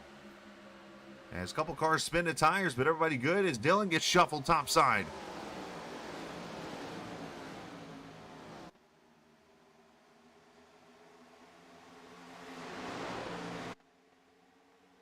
Whitley kind of scraping the wall a little bit. Silvers gives him room, gets back in line. Takes the line away from Whitley. As here comes Weeks to the outside lane. All they got to do is get back to the white flag. And they do. Final lap here from Kansas.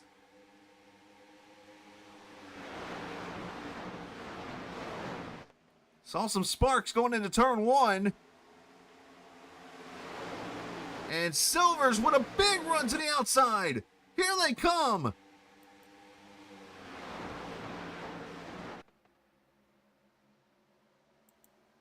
They are 2 to 3 wide off turn 4.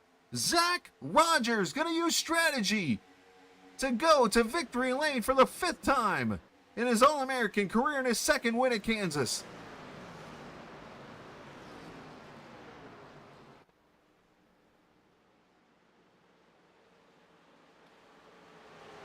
Silver 2nd, Whitley 3rd, Weeks 4th, and Miles 5th.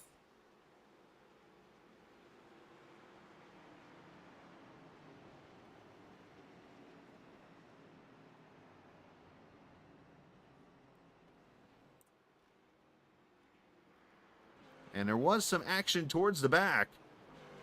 It looked like Kyle Hall might be involved, Justin Ray, Jose Ruiz.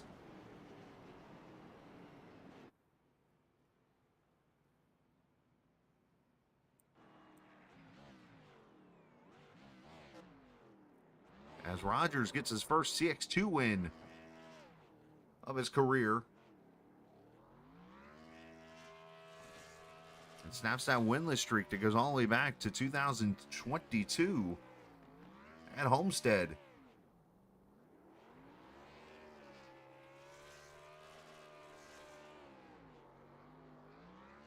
Now, something told me that staying out was the way to go. And I'll be darned if Whitley and Weeks and Miles, man, they put up a valiant effort in those fresher tires. But I think the caution definitely with 7 to go kind of opened this up to everybody. Otherwise, I think Whitley and Weeks might get to him.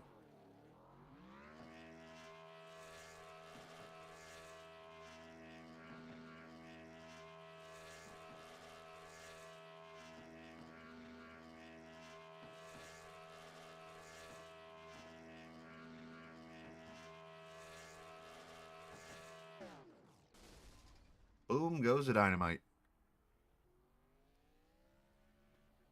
As we take a look at the final results. Once again, Kansas doing Kansas things out here. And Craig Martin's over here doing donuts on pit road with one arm.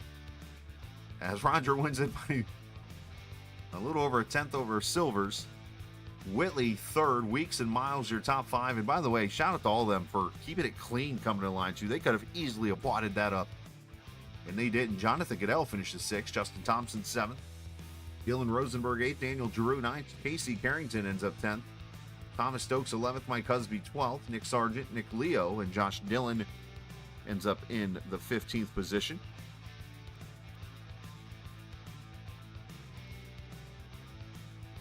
John Osborne finishes 16th after a couple pit road mistakes. Brad Delph, Craig Martin ends up 18th. Austin Bloom, Trevor McLaughlin in 20th. Jake Vanoski 21st. Kyle Hall 22nd. Charles Van Schaik 23rd. Stan Carneth in 24th. Justin Ray in the 25th position.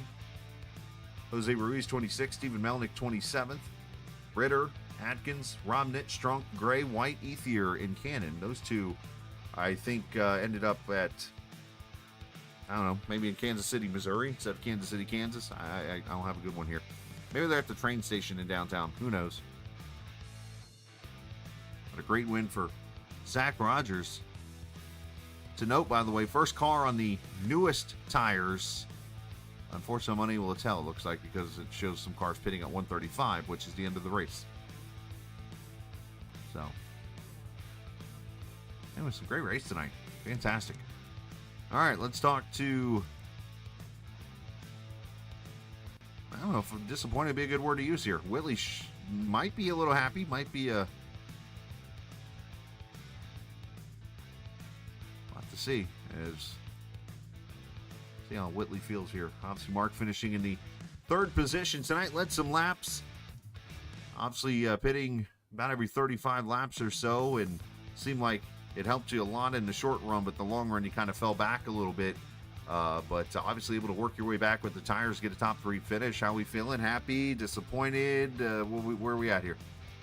If you'd asked me at the beginning of the race, I'd probably be a little disappointed. But you asked me right there if I got that first caution, I'd be elated. So, yeah, I don't know. Felt like he had decent short and middle run speed, but at the end of it, car just lost the handling, lost the speed. First run, me and Matthew kind of battled there. I thought, well, maybe that burnt my stuff up a little bit because he was able to get by me, and we were still a little even after that. So I short pitted, and after that I got back out in the lead, and I messed up a couple times, and the right rear is so far out there. I grabbed the wall a couple times. I think that might have affected the car. Had about 13 seconds of damage, and the rest of the race I was just trying to get some long run speed. No matter what I did, how easy I took it, no matter how easy I was on the throttle, it didn't have any speed on the long run. So I figured, before that last caution, we pitted one more time. And I just decided, screw it, just go hard. And if I'm gonna be still in the long run anyway, might as well be fast in the short run. And thankfully, we got a caution there. And I was sitting there thinking to myself, I'm like, well, this is perfect for me because usually these late race cautions start breeding more cautions, and we're going to get a lot of short runs. And I'm like, that's right in my wheelhouse, seems like. So I was just trying to be aggressive, but not overly aggressive. Thought I might have a chance there on the last lap because 19 and the 17 both got loose off the 2, but I just didn't have any room to go anywhere, and I didn't want to run over someone. So, wound up being a really tight battle there. I thought I might have another run coming off 4, but got a little loose. So, third place after being about 8 seconds behind the leader at one point in the race. I'll take that pretty good, especially a couple spots over Miles for the championship. So, not going to complain about that, and hopefully we can do a little bit better next week.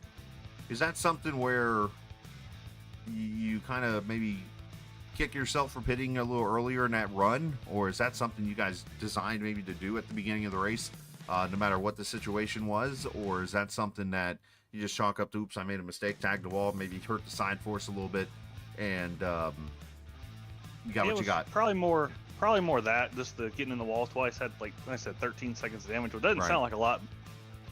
These cars are, the twisted sister bodies, they're twisted all a certain way to get as much force, downforce and stuff out of them. So I think that probably hurt it. That's probably what my issue was a little bit. And I just, after that, I was trying different stuff and just wasn't working. So I don't think the short pit was a bad call.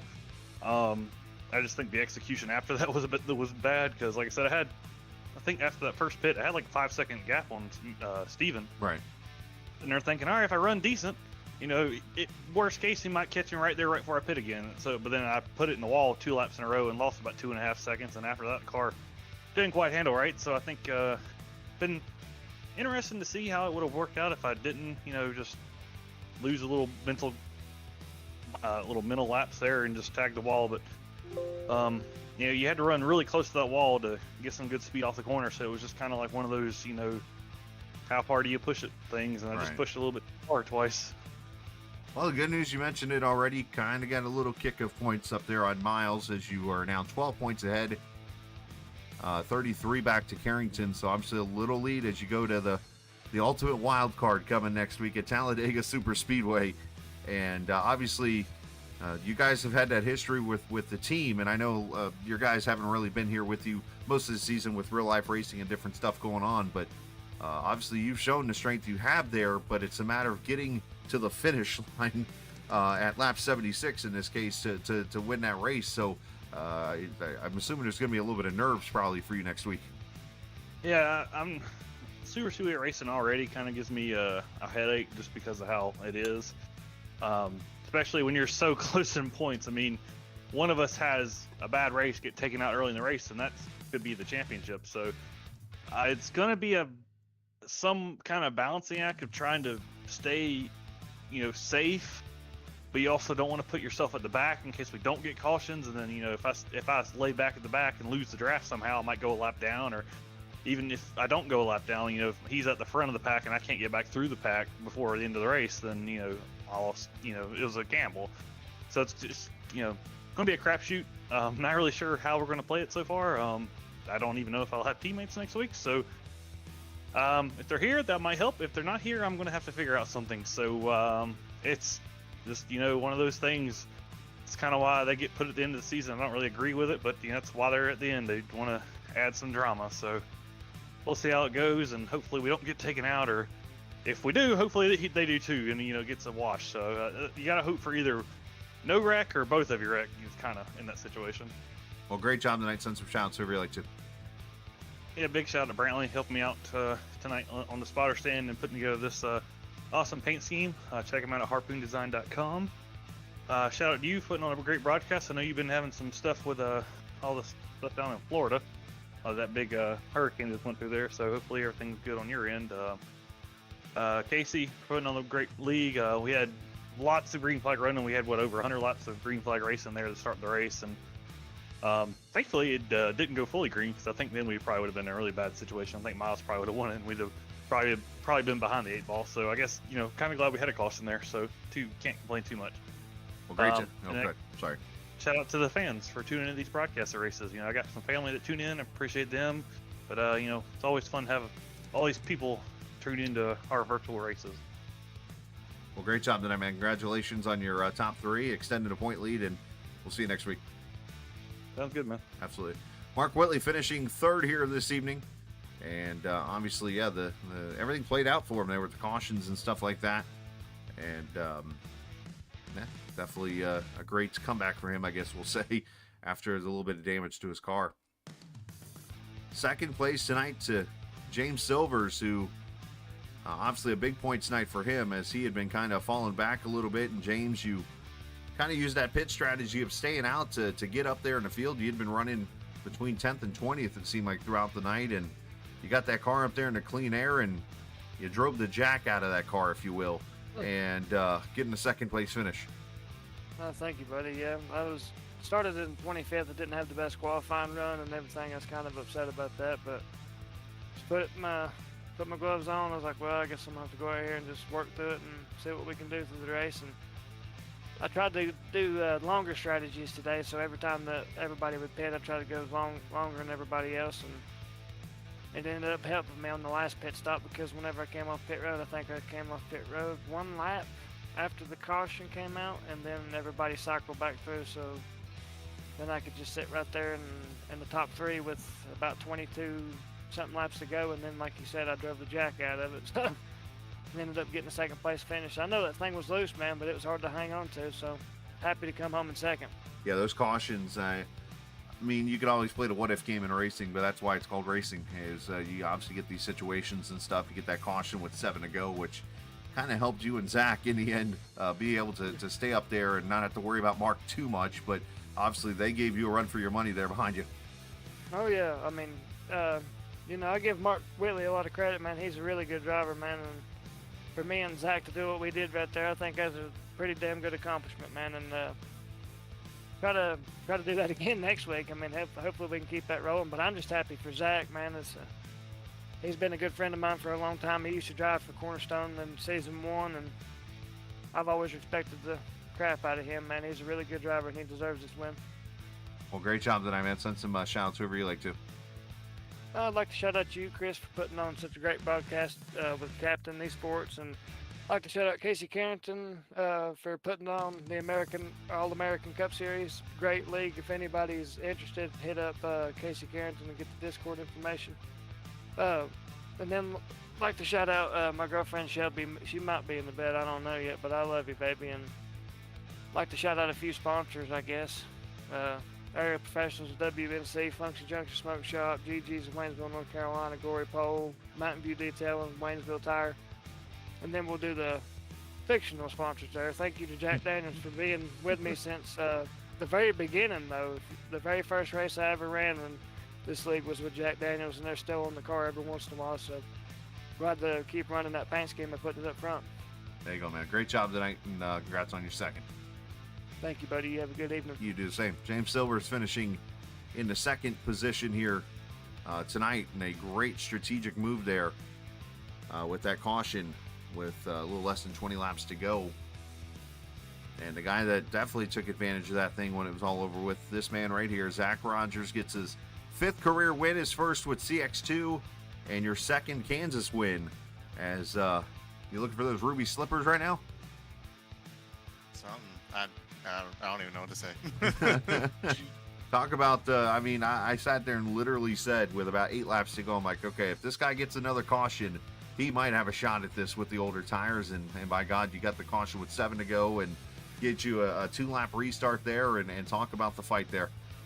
Yeah, I mean, that was pretty much all luck. I shouldn't have been up there. I mean, pretty much everybody behind me had fresher tires. Even the guys on older tires were still fresher than me. I think it just, like you said, cautions worked out in my favor for once, and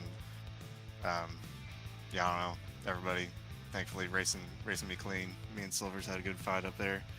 Whitley was coming. He should have got there, but I don't know. Sometimes luck just works out. Yeah, it all worked out for you, obviously, and to get that win, 2 years, or not, about 2 years. I mean, November of 22. At Homestead, I know you ran part-time mostly last year and stuff and other seasons, but to be able to snap that little winless streak and get back to victory lane's got to feel pretty good. It does. It would feel better if I felt more like it was deserving, or actually based on how I drove throughout the night, based on skill. But I mean, a win's a win. I'm not gonna be that guy to pout about it. So yeah, I'm definitely happy about it. I feel much better now that that streak's over. I was going to say it's one of those. Hey, doesn't matter how you do it. In the newspaper, if you hit a home run in baseball, it could be an inside the Parker. It could be a home run. A home run's a home run, right? So I mean, in this case, win's a win. So obviously, congratulations on that, and obviously, not quite in the championship race here. Does it make it a successful season going to victory lane?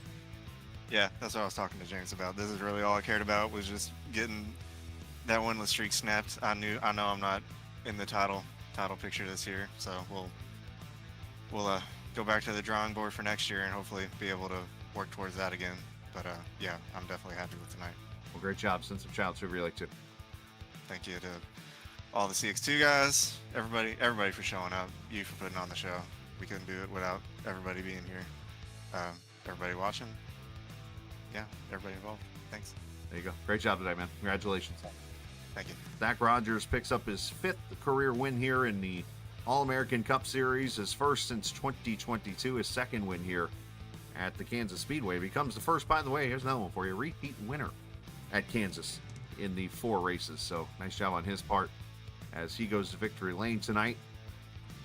And what a race it was. Obviously, 3 cautions at the end, and that was it. And what a interesting race, going 100 laps caution free and then getting that first wreck, which obviously I think is going to be looked at for a little retribution, I think, there. And then obviously the caution to end it. And I can only think about those drivers that were up front there that lost out on potential win, especially Stephen Miles, as you could easily argue he was on his way to another win, as he had a 3-second lead coming up on the final pit stops, and bam, that caution happens, and everything gets tangled up, and finishes 5th tonight. So unfortunate deal there for Miles, but Whitley, Weeks, all those guys having just the rough luck there. Even Thompson was up there battling at one point for the win, and things got all Yahtzeed, as I like to say, shaken up in that cup and thrown out like dice. So congratulations to Zach on the win. Big shout out to Sim Racer Hub, as Clinton Sneed does a great job with that website. Of course, they're the new premier partner of the All-American Cup Series, as we have your point standings. Mark Whitley leads by 12 over Stephen Miles. Casey Carrington 3rd now, 33 back. So very minimal losses for everybody here. Justin Thompson 68 back. Silvers gains a little bit, 68 back himself. And you could argue still about a 4-car race now, as you see 5th on back kind of falling out a little bit of the race for the championship, but still pretty close there amongst those guys. And you got 30 points separating 5th from 12th. So that's a pretty tight battle there amongst those guys. But we'll see what Talladega brings, because it's going to be a wild one. Daytona was wild, of course. Justin Thompson going to victory lane in that race back in August, I think it was when we started. And yeah, should be a wild one coming up here next week, virtually from Talladega, Thursday night, 8:15 Eastern Time. Again, thanks to Sim Racer Hub. Also, a big shout out to all the viewers hanging out here this evening. Big shout out to Leaf Guard of Vermont, also Powder Coat Plus. They were premier partners this season also. Also, want to make sure we make notice to all those being affected right now by these hurricanes. From Helene last week in Tennessee and parts of Florida, Georgia, Tennessee, and Virginia, North Carolina. Obviously, thoughts and prayers still with you guys. And then those last night in Florida, obviously thoughts and prayers with everybody there. And Kyle Hall racing on a generator in Daytona. So that just tells you that these guys care. That's the 2nd generator I've seen raced on in 2 weeks. So obviously good to see Kyle out here, and all the best to everybody involved in those storms, and hopefully they'll get rebuilding here quickly. So, and hopefully no more the rest of this year. So big thank you to the viewers, and thank you to Casey Carrington for allowing us to broadcast here at the Captain eSports Network as we head out. Remember, this isn't just a game, it's iRacing. See ya!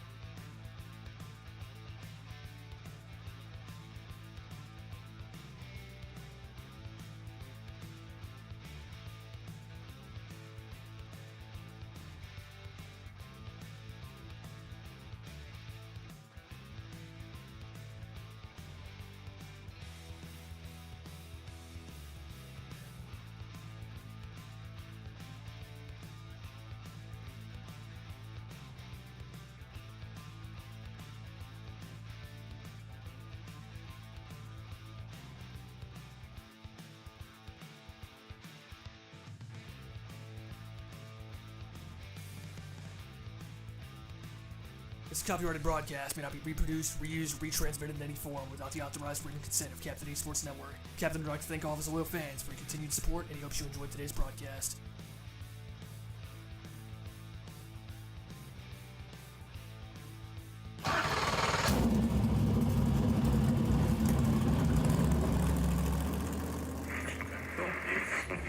The following is a special presentation.